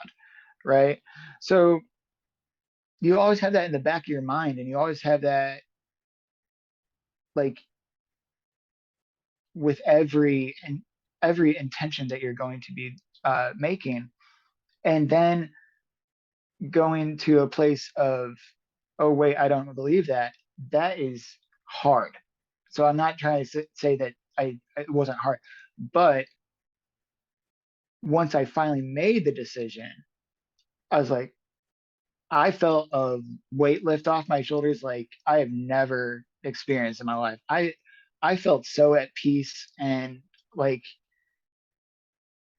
just just calm for the first time in forever, Like of course there was like the anxiety of telling my family and friends and stuff like that, but I was kind of like, I know exactly what they're going to say to me, and I know I can rebut them, but and honestly, I just don't care. Like I've spent my entire life caring so much about what this ethereal weird deity has thought about me and what I'm going to be doing, that I don't really care if anybody has anything to say to me about it. I'm like, this is a decision I made. You have all seen me my entire life. You know how dedicated I was. You know I believe this. Like all this stuff. So yeah, I don't really want to have to explain it to you. So or be judged by you or anything. So I just kind of, if no one actually has clapped back at me, no one's really, they're like, oh well, that sucks. So I really haven't had to defend myself too much or anything like that. So we'll see. But Did they ask at yeah, all, like hmm? what? Did anybody ask what caused that to happen? Oh, I mean, uh, my family had asked questions, or I had to sit down with a couple of them, and we just talked about it. Like, this is what I'm going to talk to you about, you know. And my family has been, or my siblings have been very supportive of me. But my friends who I talk to, especially the ones that went to seminary or Bible college with me, um, they they kind of, I'm very open about like essentially what's going on in my life. So I think they had a sense that this was going to be happening. At least I think that they were kind of sensing it, and um, either they were like, I would assume that they'd be like, well, that's not much of a surprise, just based on how I've been talking recently and stuff. Um, or they're or they're just kind of like, I wouldn't say in denial, but it's very Calvinistic of, if God wants him in the kingdom eventually, he'll get him, you know, like even if that's at his dying breath, like that kind of thing. So I haven't really gotten a lot of like um like pushback on it or anything. And I told my one friend from Moody, and he goes, well, that sucks. So I bought this record the other day. It's like, all right. Um, so yeah, it's been interesting. But I also think that the way the world is, like we've all been in isolation for 2 years, and like that kind of stuff doesn't help the situation either. Like being able to really sit down with somebody and walk them through your process and stuff like that. But Yeah, yeah, it's that's very been, true. compared to some of the people that I've seen on your channel and stuff, like yeah, I've had it pretty easy. So Mm. I love how you described the piece, and mine was very, very similar, as you know, but it I think it's that sense too, like it's almost hilarious if I could put it that way. It's like if you were, I don't know, let me pick the Wizard of Oz as the story. I think I referred to that again before, so I'll pull up again. But like, let's say you were, you know, you're one of the characters there. You think you're speaking to the actual wizard, and he's, you know, with his booming voice telling you what he wants you to do, and you're just so impressed and in awe and kind of scared at the same time, and the fear of what the Oz's power can do. And then you know, you get that little, you know, peripheral vision, like there's a man behind a curtain, I wonder what that is, and you kind of ignore it. But eventually you realize, you know, that like the curtain gets pulled back, and when the man speaks over there, the little man behind the curtain is directing the voice, and you're like, wait, you know, wait a second, this isn't real, this is all fantasy, this is all make believe. And it's almost like, yeah, I'm angry at the years I've lost, and I'm frustrated that people didn't tell me the whole story about different aspects of where the Bible and Christianity came from. But at the same time, it's like this is hilarious. Like this is so crazy. And part of it is the lack of that they didn't tell you where it came from. You know, the whole everything from the origins of Yahweh and Elyon and Asherah to Zoroastrianism and blah blah blah. You know, we could list, you know, probably 100 things that could fall in that bucket. But even just for yourself, like when you look back at yourself, you're like, I believed in a God who wanted to cut off the end of little boys' penises. Like yeah, like that alone. I know I've said this before, so I apologize if it sounds repetitive, but like no, that you're fine. alone is so freaking stupid. It's so, and you're I like, know. what in the world was I thinking? This is Espe- so es- obvious. Especially when my big thing is like, how did I not put this together before? Or if I did, I just glossed over it because that's what you do. But it's just like God selected this group of people, the Israelites, to be his own people set apart from the other nations of the land. But like blood sacrifice and circumcision were like two of the main like religious uh, rights that Egyptians had, Yeah, and the pork right? taboo So I was too. like, so be set apart for me, but do the exact same things. Yeah. Like I it's And all the insane, child sacrifice, I know that Christians try to explain it away, but a lot of child sacrifice going on, which, you know, is exactly like the people around them. right? And so much the whole, you know, here's all these, you know, women that we can conquer, but, you know, I want you to set aside this, whatever it was, 10,000 or 12,000 to the sword. It's like the amazingness that, and we mentioned genocide already and land theft, but the fact that none of this clicked, even Noah Mm-hmm. and the flood, the fact that none of this clicked, it's, to me, it was like, this is hilarious. Like, and I felt terrified, less about God being angry, but more about the idea of like, what if I'd gone to my deathbed never realizing this? Or what if I'd realized it like a year before I died or something? And I was like, I wasted my whole life. Oh God, Like that would have yeah, been horrible. Like I want something, even if it's just, you know, a few years, but I want something to change what I've done, right. undo the damage, and just to enjoy whoever figuring out my new identity, which should have been there the whole time. But it's like when you realize, like, okay, I hopefully have a little bit of time left to be my real person, my real self, figure out who I am apart from this, and to realize this is mythology and that I believed it, even though it was crazy. You almost get to a point where, like, if you could imagine something like in a Twilight Zone kind of movie where it's just so crazy. Like this is a good example. There was a Star Trek, one of the old classic ones, where they come across this alien, and he's literally like half of his face is Oh, I complete. just watched that episode. You did okay. So no, you Yeah. know. Well, do you want to? I was gonna say, why don't you tell us Are how you silly this talking? is? Are you talking about the one where it's half white, half black? Yeah, yeah, Yeah. If I can remember it, I've watched so much Star Trek lately. But essentially, there are these two groups of people that are white on one side and black on the other, and they're like had been at war for like 1,000 years or something like that. And they're like, you're the same type of people. It's like, no, they're black on the left side, or they're and white on the right side. We're black on the right side, white on the left side. And they're like, well, that's kind of silly. Is that that? Yeah, Yeah. exactly. And when you look at that episode, you're like, this is so silly. You're the same people. Um, but when you're in it, of course, it feels very real. It's like, this is very real. Yeah. They're the exact flip-flops, so they must be the bad guys. But well, like when you step back as a third party, you're like, this is the stupidest thing ever. You're going to kill each other because your colors are crisscrossed. Like, this makes no sense. And I think too, just, I know you've heard me say this, but the whole winning the lottery thing, like Hmm. people go their whole lives having absolutely, number one, no idea that there's more information, lots more information that they've never been told. And also, people go throughout their whole lives where even if they know there's information, such as a lot of my loved ones, they know that I've told them there's more information, but they just don't care. They don't give a hoot. Right. You can talk about Enoch all day long. They're never going to read it. They don't care. Right. You can talk about Zoroastrianism or whatever. They're never going to look into that. It's just not on the radar because the indoctrination is, that's just a distraction. We already have the word of God. Go to the word. Go to the word. It's funny.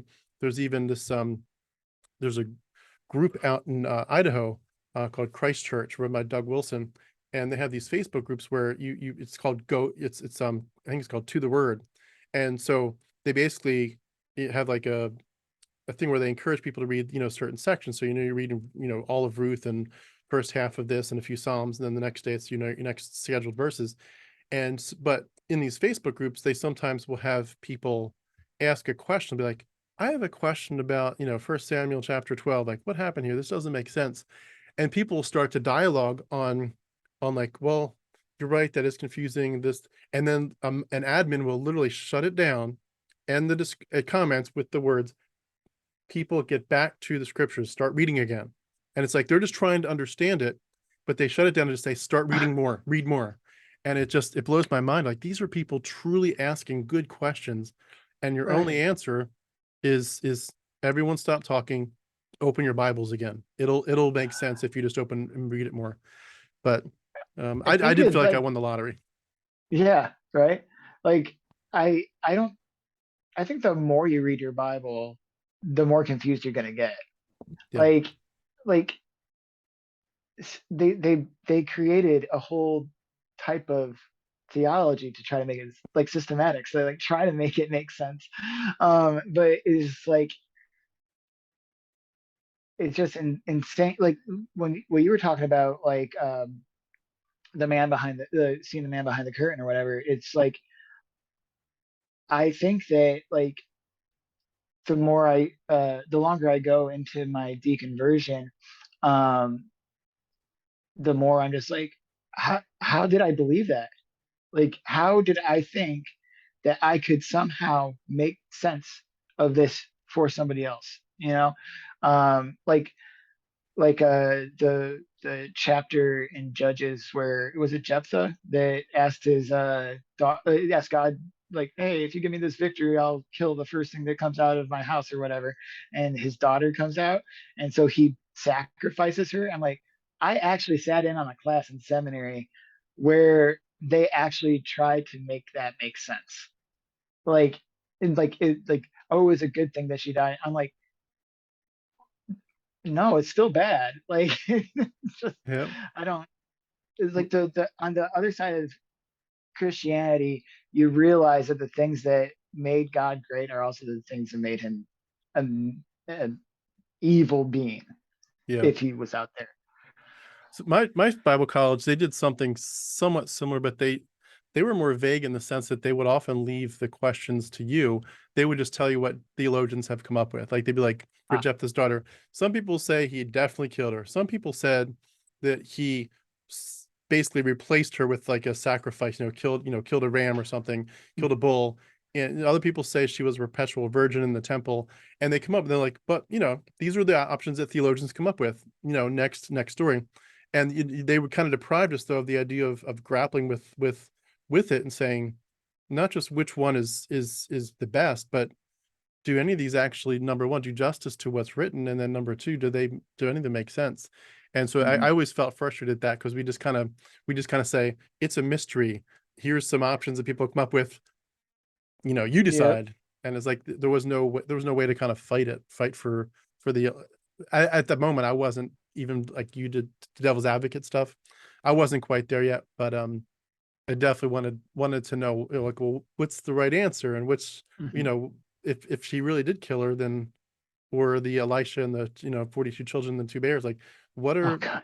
like, what are we gonna say about this? Like, we gotta understand it better. But I did wanna, ask too, I know I've drifted away from your story a little bit, but, That was fine, whatever. your wife, where was she with all this as your like, when did you tell her? Was she kind of a co-partner in the journey, or was she like, "Oh, what did you just do?" You know, did you surprise her? Like, how did that play out? Yeah, it was actually pretty interesting. Um, so Lindsay has recently told me that she has been unconsciously deconverting since the time that I was at Moody. Um, uh, and so she she kind of looked at she was starting to look at like the culture of the church, and what a good Christian should be and like all that kind of stuff, and is like, okay, so this isn't really helping anybody like at all.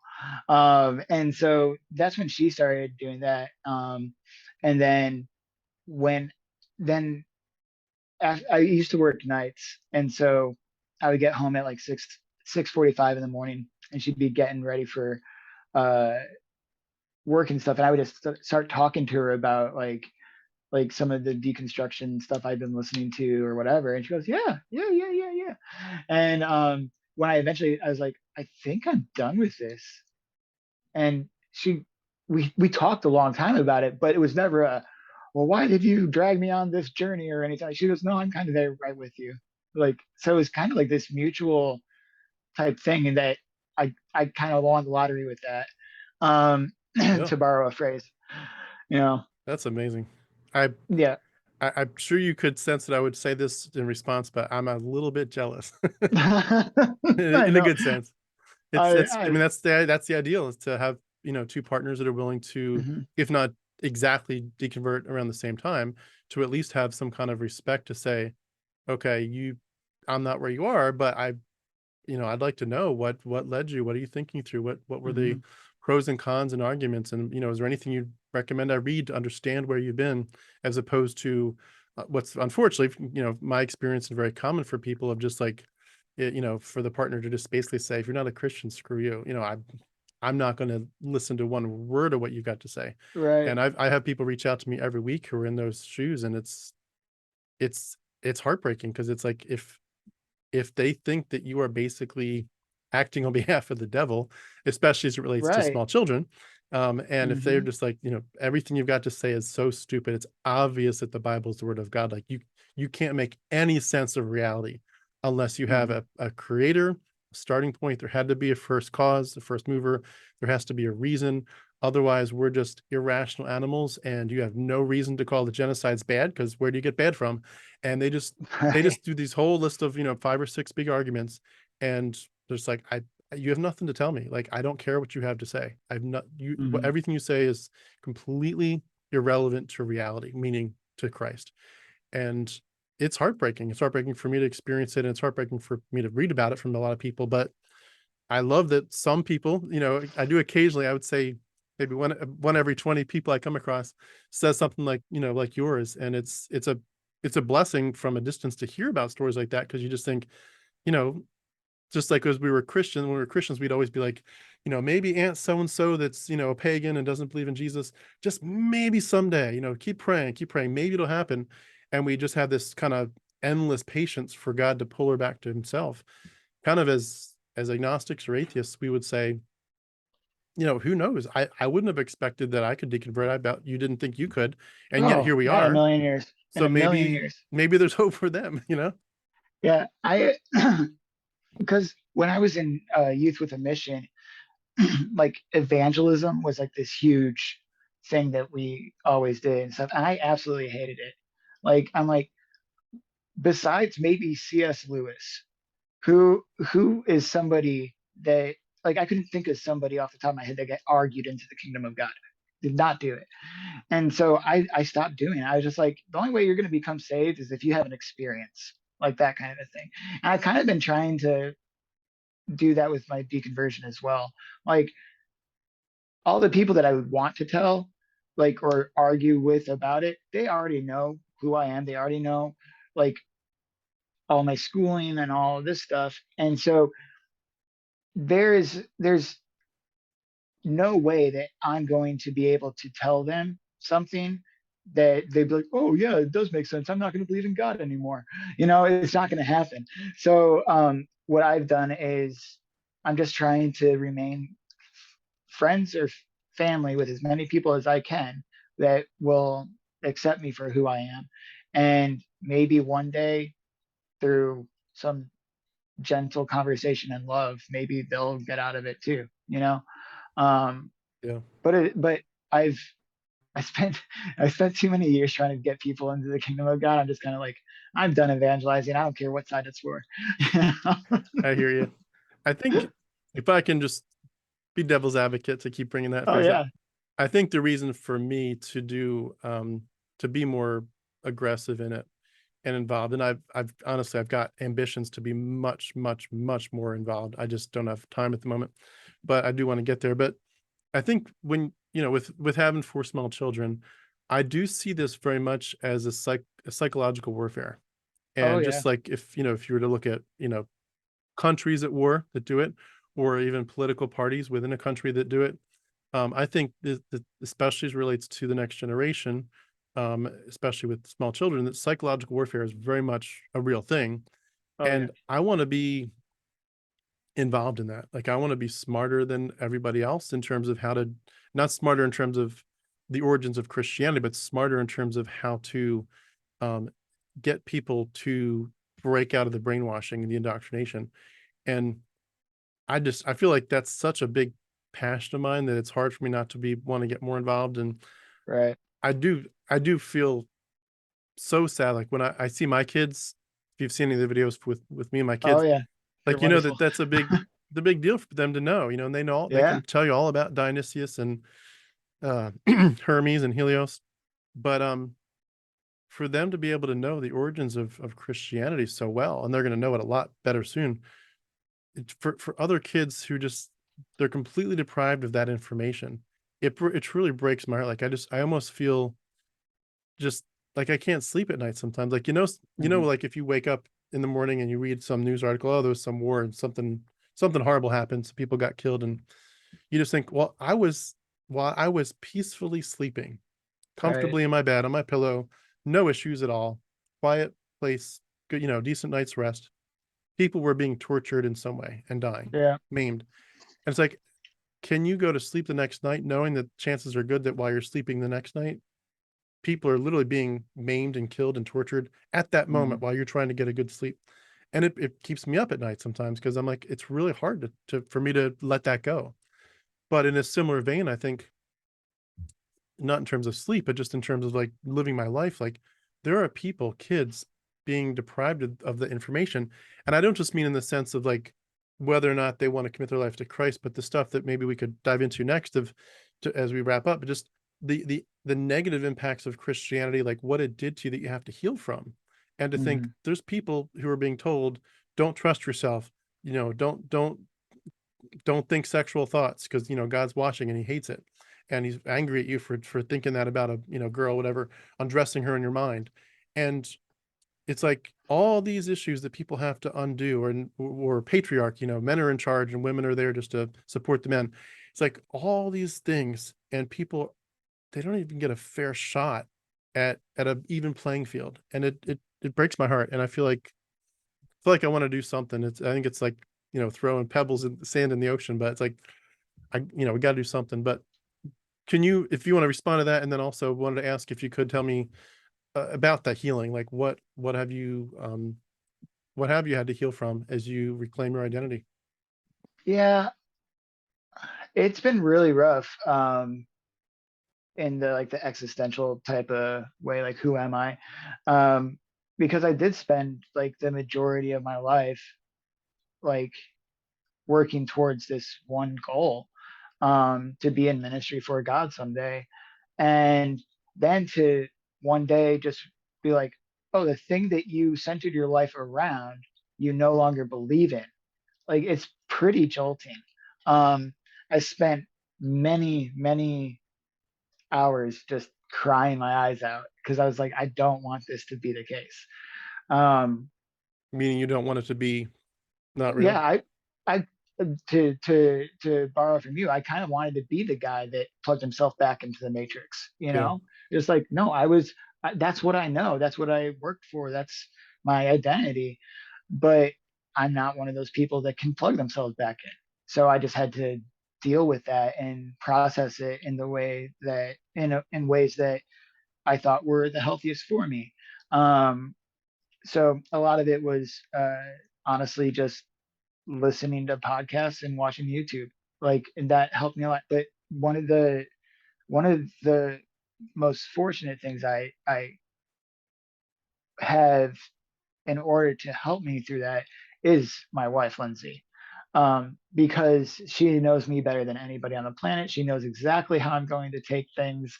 And she was just amazing through the whole process. And there has been a lot of healing. I don't have to get up in the morning and rack my brain about if my this one decision is going to alter God's plan, or or even like thinking about God's plan at all. I can just now make decisions for my own benefit, and be happy. So there's a lot of healing that has happened because of deconstruction or deconversion, but there's like a lot of stuff that I still need healing from, you know, a lot of the you're not good enough, that kind of stuff. Um, and honestly, just some of like you said, like you're sleeping peacefully in bed, and there's all this other stuff going on in the world. Um, like I just know how I know how the idea of Jesus being this was a big thing for me when I was a kid, was the idea of Jesus being put up on a cross and it being my fault, right? That was the biggest thing for me. I remember this one time in Sunday school, my Sunday school teacher actually read out loud what happened to your body when you were being crucified, like, and broke it down. And I was bawling my eyes out, blah blah blah blah, and like, yeah, and like we put him there and we did that to him, and like that kind of stuff. That's like the stuff that I'm gonna have to really work on. Like, no, Scott, you didn't do anything to anybody. It's fine. Like I can say that, but it being most of my life, like it's gonna take a while for me to like get it in my brain to be like that's my knee jerk reason instead of a response to a bad memory, essentially. Yeah. Um, so yeah, but as hard as the deconversion process has been, it's been amazingly freeing. Like being able to like do things because you want to do them rather than do things because you think that's what God wants you to do. Like it's a it's a game changer like crazy. And so I've been able to work on things that I've been putting off because I was in school, or something like that. But yeah. I did want to ask, on that note, were you ever able to watch the movie The Passion of the Christ with Oh, I saw that in the theater. okay. Did that affect you at all, like in a either positive or negative sense in terms of trying to imagine what Jesus would have gone through? um, I I remember because I was in Youth with a Mission when I watched that movie. I was in my last year there, uh, and we saw it in the theater. And I walked out. I was like, "Huh, that was graphic." And, and but it didn't really hit me viscerally like that's what Jesus went through because I guilted myself so much because of that beforehand anyway. Um, but it did give me like a renewed vigor. Like I was like, oh, that's what God went through. I can put up with being made fun of on the strip if I told somebody about Jesus and they throw a Coke bottle at me or something. Like, so in that way, it affected me. Yeah. But yeah. It did affect me a little deeper in the good sense. I know sounds like you're pointing out how that can be so negative to be told that's your fault, but it Mhm. affected me in the sense of like I knew that when he got whipped and I was scourged and the blood was coming out, that every one of those in my mind back then, every one of those attacks to his body was specifically for me. And Mhm. I didn't I guess as a young adult, I was more in the celebratory phase of like, it's not that I did that to him, even though I did, but I kind of put I guess a positive spin on it in my mind of like, he took these for me. Yeah. He like I should have been Mhm. there. He took my place. He took my place for that one and that one. And by his stripes we're healed. And I remember when I first saw that thinking, I almost should try to watch this once a week or once a month just to remind myself, look what he did for you. Like he Mhm. loves you that much that he took this and his pain and the blood was real. And it was like, I really thought of it as a part of my spirituality just to really focus on how much suffering he went through. And I mean, I obviously didn't love the pain that he went through and the goriness, but Right. I loved the fact that like it seemed to me like a good way to celebrate. Like this, if Mhm. you could not get caught up in like that actor is not Jesus, so don't make a graven image Right. of him, but try to replace him with just the mental idea of Jesus, but to say the real Jesus went through something very similar. And Yeah. that's what this is all about. It's why we're here.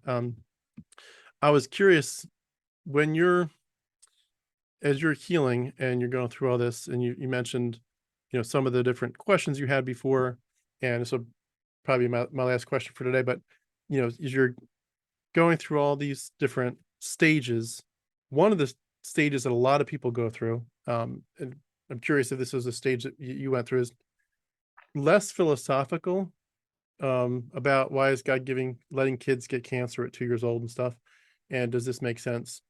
But and textual things like, did Jesus clean the temple at the beginning or the end or both? Yeah. But the whole just the idea of mythology and comparative mythology, where people begin to dig into um the Greco-Roman mystery cults, dive into Greek religion a lot, the Homeric epics, all that stuff, Zoroastrianism in the middle between the testaments. Was there any particular study, like research topic that grabbed you either right before your deconversion or after, that kind of helped you to identify this isn't just like not true, this is actually borrowed mythology? Like, was there any topics that grabbed you or that you're thinking of researching? If it's a no, anything you do want to dive into? Um, yeah, a lot of like a lot of the stuff that would be interesting to me, I kind of learned about at least in seminary, if not in Bible college, because I did get a lot of I relatively so I got a lot of education on like the pseudepigrapha and stuff like that, and the ancient Near Eastern uh, religious cults and stuff like that. So a lot of that was already kind of acknowledged, but they're like, okay, this exists, and this is the reason why we don't use it. Mm, And so, like the Book of Enoch, I believe the reason I was taking like a systematic theology course, and um, we got to like talk about the Apocrypha and pseudepigrapha, and one of the it was one of the councils that it was like Nicaea or something like that, when they were putting together the canon, and the reason why Enoch didn't get in there is because it didn't mention like God at all or something like that, right? And so that's why we don't use it. But and I was like, okay, cool. So, but like, why don't you use it? Like it's just like it's there. Like you like, and that's what I kind of like wondered. It's like, what if instead of saying the canon is closed, why don't we just open the canon? Put all of the everything in there that like Gospel of Thomas, Gospel of Mary, like like all this stuff from Qumran, everything like that, right? And then try to make sense of all of it together and see what happens. Mm, Because then I think people would be like, there's no way you can marry all this stuff together and still have it like become cohesive. So I think that's why people are like so adamant, like, no, this is why the canon's closed, and won't be um, touched anymore. But like when it comes to like researching anything, like if somebody gives me a really good book, I will read it. But like I spent so much of my time like trying to prove this thing to be right that I'm just like, I don't, at least for the time being, I don't want to touch it for a while. yeah. Um, just because it, it can be exhausting and it can be a little bit sad too. Like, oh, I used to be on the other side of this. So yeah, but like a lot for like a lot of the arguments that I've had in my own head with my friends and stuff, like I've raised enough of these topics just playing at devil's advocate that I know how I would argue against it anyway. So I'm kind of just like, that doesn't make sense, and it's okay for it not to make sense because it's not real, and Yeah. And I hear that's you. freeing. You're very, very true that it's very exhausting to do it. And in some ways it feels like, can we just be done with the whole topic altogether? And I'm in Right. it for the reason of projects to help people escape. But if I weren't involved in that, I'd absolutely be like, yeah, let's just be done with this thing and move on Right. to And reality. I thank you so much for doing your channel. Like just the education that you give people, like just in your like little in your questions. Well, have you ever heard of this? And I was like, no, I have never heard of that. And then I'll go look it up on MythVision or something like that. Yeah. So it's like astrotheology. Like it is mind blowing to me. And I would not have heard that unless I started watching your channel and other people's. So Mm. um, thank you for doing the research that I frankly don't want to Yeah, do. absolutely. Well, the next, I would say at this point, my estimate is it's going to be about a 18 to 24-month process before my big project is released. There's just so much to it, but there is a lot of good stuff coming, and I think I'm excited about it because I think it's going to walk people through like step by step. If they're just like, I don't know where to start, I'm not sure if I'm equipped, I don't know what books to get, I don't know how to put it together. It's basically like it's a huge PowerPoint. It's a Google Slides, so I can update it live and so forth. But it's basically a huge PowerPoint, and it's going to have like a main section where if you say, I want to know how does Zoroastrianism affect Christianity? What are the origins of Yahweh? Oh wow. Astrotheology, Enoch, blah blah blah. It's gonna, if you click on that, it's gonna take you into a brand new, completely different Oh deck. cool. And in that deck, it's gonna just deal with that topic, or if there's too many subtopics, it's gonna be like, this is also a header deck. So you can pick your subsections and it'll take you to it. But it's gonna deal with it. But I think if people dive into even just a few sections, like if you say, um, I've I'm really not sure, but what does astrotheology have to do with Jesus?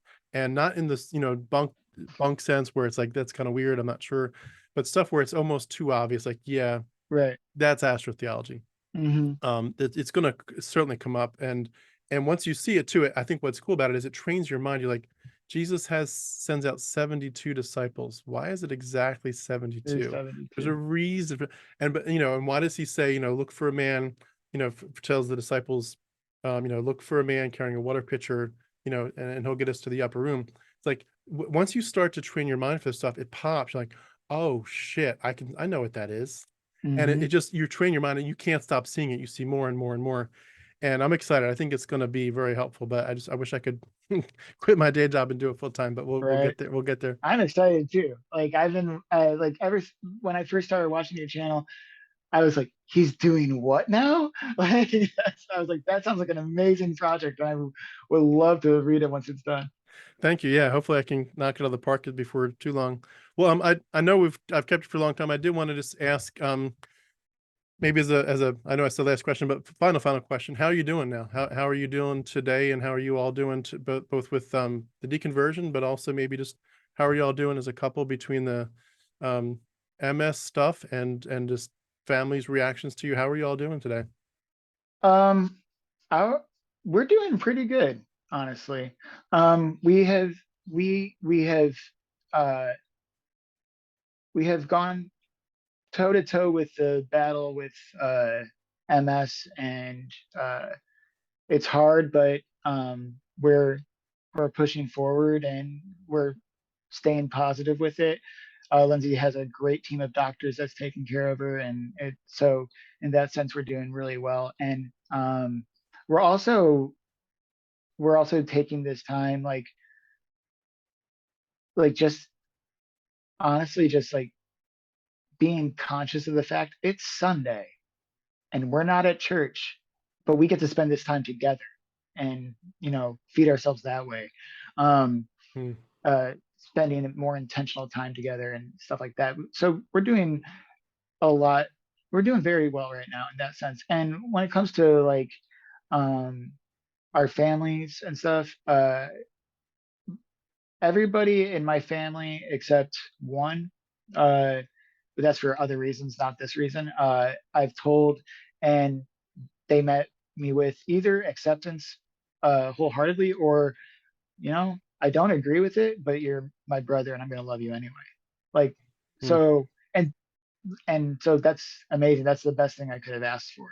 So as far as I am, like, I've had a fairly non-eventful deconversion process, and I just I try to sympathize so much with people who have had a hard time, because I'm just like, I just remember the fear that I had, and um like people that have to they don't have the greatest time with it. My heart just really goes out to them, um Hmm. knowing that I haven't had that hard of a time. But Yeah. yeah, we're doing good. That's great to hear that you're doing so well. And I totally agree with you. And there's a lot of people where it's like the whole shunning, to borrow the word from the Amish people, but Hmm. shunning happens and a lot Oh, it's worse. real. And just even too, I think some of us, I haven't faced this too much, but I hear people talking about just the smugness, like, yeah, say you're an atheist, you'll be back. Like you'll be back. Ugh. You know in your heart that there's a God. You're just trying to play gymnastics in some way, mental gymnastics, but it's real. Jesus is Hmm. real, and there's you can fight him for a while, but he's chasing you. Well, and it's like it's C.S. Lewis's story. You'll go kicking and screaming into the kingdom if that's what it takes, but Jesus loves you so much, and you'll be back. And it's just like I feel bad for the smugness that so many people get. They share things on Facebook, especially where you can tell people are just treating them like children, like Yeah. you're being so stupid to not follow Christ. And that's so hard because eventually for a lot of those, you get the sense that you're probably going to eventually have to cut that relationship off. It's just so Yeah. incredibly toxic. And that's Yeah. where you just wish that would not happen, but it does. I have a feeling that that will happen more once uh if whenever you release this, if I link it to my Facebook, I think I'm gonna get more of that with just people who have known me my entire life that I don't necessarily talk to anymore. Yeah. Just like people that saw me in my dad's church and stuff, and you're like, oh, you're like your father would be ashamed of you. Like I'm kind of expecting that to happen, so I'm shoring up my defenses. So Yeah. Yeah. It's amazing too. Just I'll end with this, but it's amazing too that you you would expect some kind of feedback, but you would expect as well them to be loving in the sense of, well, we'll win. They'll know we're Christians by our love. We'll win yeah. Scott and Tim back because we'll be so loving that they'll just be like, those Christians that got something we just have to have in our lives. That it's this Hmm. pure love of Christ. And you don't get that, by and large, from my Right. experience, you don't get any of it. Nobody's loving me back to Christ at all on any level. I've never had a Christian, do something loving for me like that. It's been very much the opposite. But it's also amazing that they don't try to save you more. Like even if they Right. don't want to engage in all the technicalities of let's talk about Josephus or, the Homeric epics, if they're just like, I just want to keep it simple. Let's talk about the gospel. Do you Hmm. recognize, do you do anything wrong? Are you a sinner? Do you ever hurt your people around you that you love? Okay, that's a sin. Let's talk about what that means to God. Something about the gospel, like bring it back. Because if they really believe you're going to burn, then there's a lot at Oh yeah. stake, and they need to at least try. And it's been so shocking to me that so many people just don't even like, well, it is what it is. Like I think it's partially because they're aware we know, So like, well, what am I going to say to you? You already know what I'm going to say. So I can't preach something to you that you already have heard. But I think too, I think some of them are intimidated to like, you you do know a lot, and I'm going to bring it back to the simple gospel. I don't need to get Right. complicated. I need the simple gospel. You want to make it complicated and talk about all these other Greco-Roman mystery cults. It's like, it's not that hard. It's about Jesus and the cross. It's really easy. And I think there's an intimidation factor that weaves in. But at the end of the day, like if you saw somebody in a burning house, you have a few seconds at least to try to Yeah. get them out. And these people, Yeah. they don't try to get us out at all. And No. I'm like, okay. Yeah. Do you actually believe in hell, or are you truly just like so passive and cold that you don't care, as I, spend my last few years walking straight into the flames of hell? But it's like they just they don't give a damn. They just don't. Yeah. I my dad's church, like he was very about like evangelism. He would go to Goodwill and like end up leading somebody to God. Like he's just that kind of a person, right? Um, and and so he actually tried to encourage other people to um, evangelize as well. So every week we had two candles on the stage of our church, and one we lit if anybody shared Jesus with anybody at all, and then the other one we would light if somebody got led somebody to God, right? Said the sinner's prayer or whatever. And it was shocking to me how many times like neither one of them were lit. I'm like, and and this is Mm, just like in hindsight, but like when I was there, I was like, well, we should do a better job, blah, blah, blah, blah, blah. And then I'm like, but I still didn't, and it's just like, do Christians really believe that strongly in it? Or is it just something they believe so long that it just is so ingrained in them that they just don't think about actually doing it? It's just a yeah, weird, you know what I'm saying? I do. It's very similar to the idea of when Christians die, especially prematurely, like someone young dies. Hmm. Everyone's just so, oh, this is a horrible thing. This person died at age 20. They have their whole life ahead of them, and here they are dead of cancer at 20. This is so sad. Yeah, but they're dancing in the presence of the Lord. Aren't you happy? Yeah, but it's so horrible. Like, wait, it's not horrible if you really believe it. But it Yeah, do you makes it really makes believe you it? wonder, do you actually really believe it? Hmm. Because people wring their hands over someone dying at 20. If that person just graduated to glory, there's nothing but celebration. I'm sorry. It's just, that's the greatest Yeah. thing ever that could happen to them. They are dancing for Jesus right now, dancing with Jesus right now. And yet you're grieving and sad for years. And I have Hmm. people that I know that are in that spot, and I feel horrible that their family member or friend died so young. It's a horrible situation, but it's like, you really thought they were a Christian, they proclaimed Christ. This is good Hmm. news. They went Yeah, to it glory. should be. And for everyone else, it's just like, this is so sad. It's like, it's sad because I think there's a hint of realizing their life got cut short, and there's like that splinter in their minds of like, I'm maybe reading too much into this, but maybe, just maybe, it actually is a tragedy that they died at 20. Yeah. Maybe it actually is. And the reason it's a tragedy is because there's more to the story than your religion. And it maybe, Hmm. there's that back of the mind that needs to come to the front of like, you actually should grieve what happened, not because of the cognitive dissonance of Christianity, but because, their life did actually get cut short, and it would have been awesome if they could have lived longer, and you will actually never see them again. And that's Right. horrible. And that's like what, but I think that's, as when you escape too, you realize for the people that left, that already passed, that when you were a Christian, you thought, I'll see him again. You realize you almost have to grieve not just your end of your religion and your relationship with God, but you have to re-grieve the fact that those people that you were sure you'd see again, Right. they're gone. You're not going to see them again. And it's almost like it deprives you of the ability to grieve healthily. You know what I Hmm. mean? Yeah. Yeah. I had my big thing when I was in seminary was I really honed in on the concept of death and dying.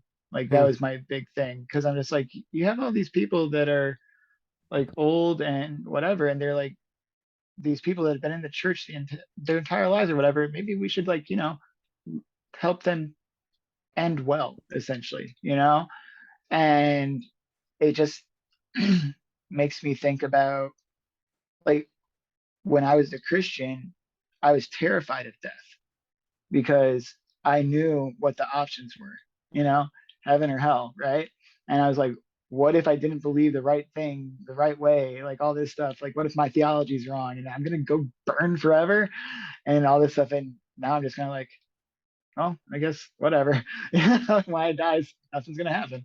And there's a there is a great relief in that, but you're correct. There's also a grieving that needs to happen because you have to say goodbye to this idea of being in perpetual bliss for eternity and seeing the people that you have been wanting to be in your life forever. Um, like you have to say goodbye to that too. And it's sad, but there's hope on the other side of the grief, you know. You'll be able to concentrate more on what you're going to do here, why this is so important right now.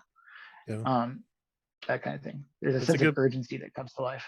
it's a good point. I think too, just somebody pointed out to me very early on in my after I deconverted that Christianity is a human sacrifice death cult, meaning it's focused Hmm. on the human sacrifice of Christ, and it's a death cult, meaning by his death we're saved, and also we look forward to our death because that's when our real life begins with Christ. And it's like we to die would be the best thing ever as a Christian. So like hope for it, hope for the day you die. And as when you're on the other side, you're like, I'm not hoping for the day I die because that's the end. And it when you first hear it, it's like humans, are we a human? Was I in a human sacrifice, blood magic? I'll add that in there. Death cult, human sacrifice, blood magic, death cult. And at first you're like, that sounds like a stretch. Like, I don't know if that's what it Right. was. But the further you get away from, you're like, yeah, that's exactly what it was. It was a human Yeah. sacrifice, blood magic, death cult. And it's Yeah. once you put it in those words and you realize you admit that's what it was, it's like, holy smokes, like what in the world? Yeah. Or it's like, or even like, or if you just like look at like just uh like the when Moses was going through the whole 10 plagues or whatever, right? It's like, what's the difference between this thing over here and you smearing blood on your doorposts here? How is one a cult and one not? Like, I don't get it. And they're like, it's a mystery. Yep. That's what they would say. Yeah, I remember my dad was a Christian school teacher, and I remember he had pictures up of them painting the blood on the doorpost, and I still remember some of those pictures. And it's amazing how much, when you're in it, it's just pure celebration. Praise Oh God for yeah. the blood. The blood covers us. There's power in the Yeah. blood. And well, I know I've kept you for a long time, but I'll wrap up here. But just wanted to say thank you for sharing your story. And I'm so glad. Obviously, the big point of this is I'm so glad you did escape, and I'm so glad I was a piece of that. And I'm so glad that your wife Lindsay has been able to be so loving and supportive through this, and sounds like vice versa as well for you with her Hmm. journey.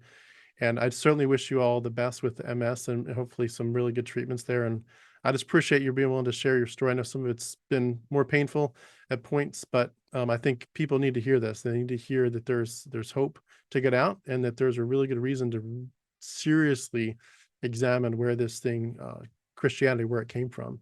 It Yeah. is a monster. It is a beast, and it's worth examining. What are we doing? When we are in this thing. But did you have any final comments or anything else you wanted to add before we wrap up?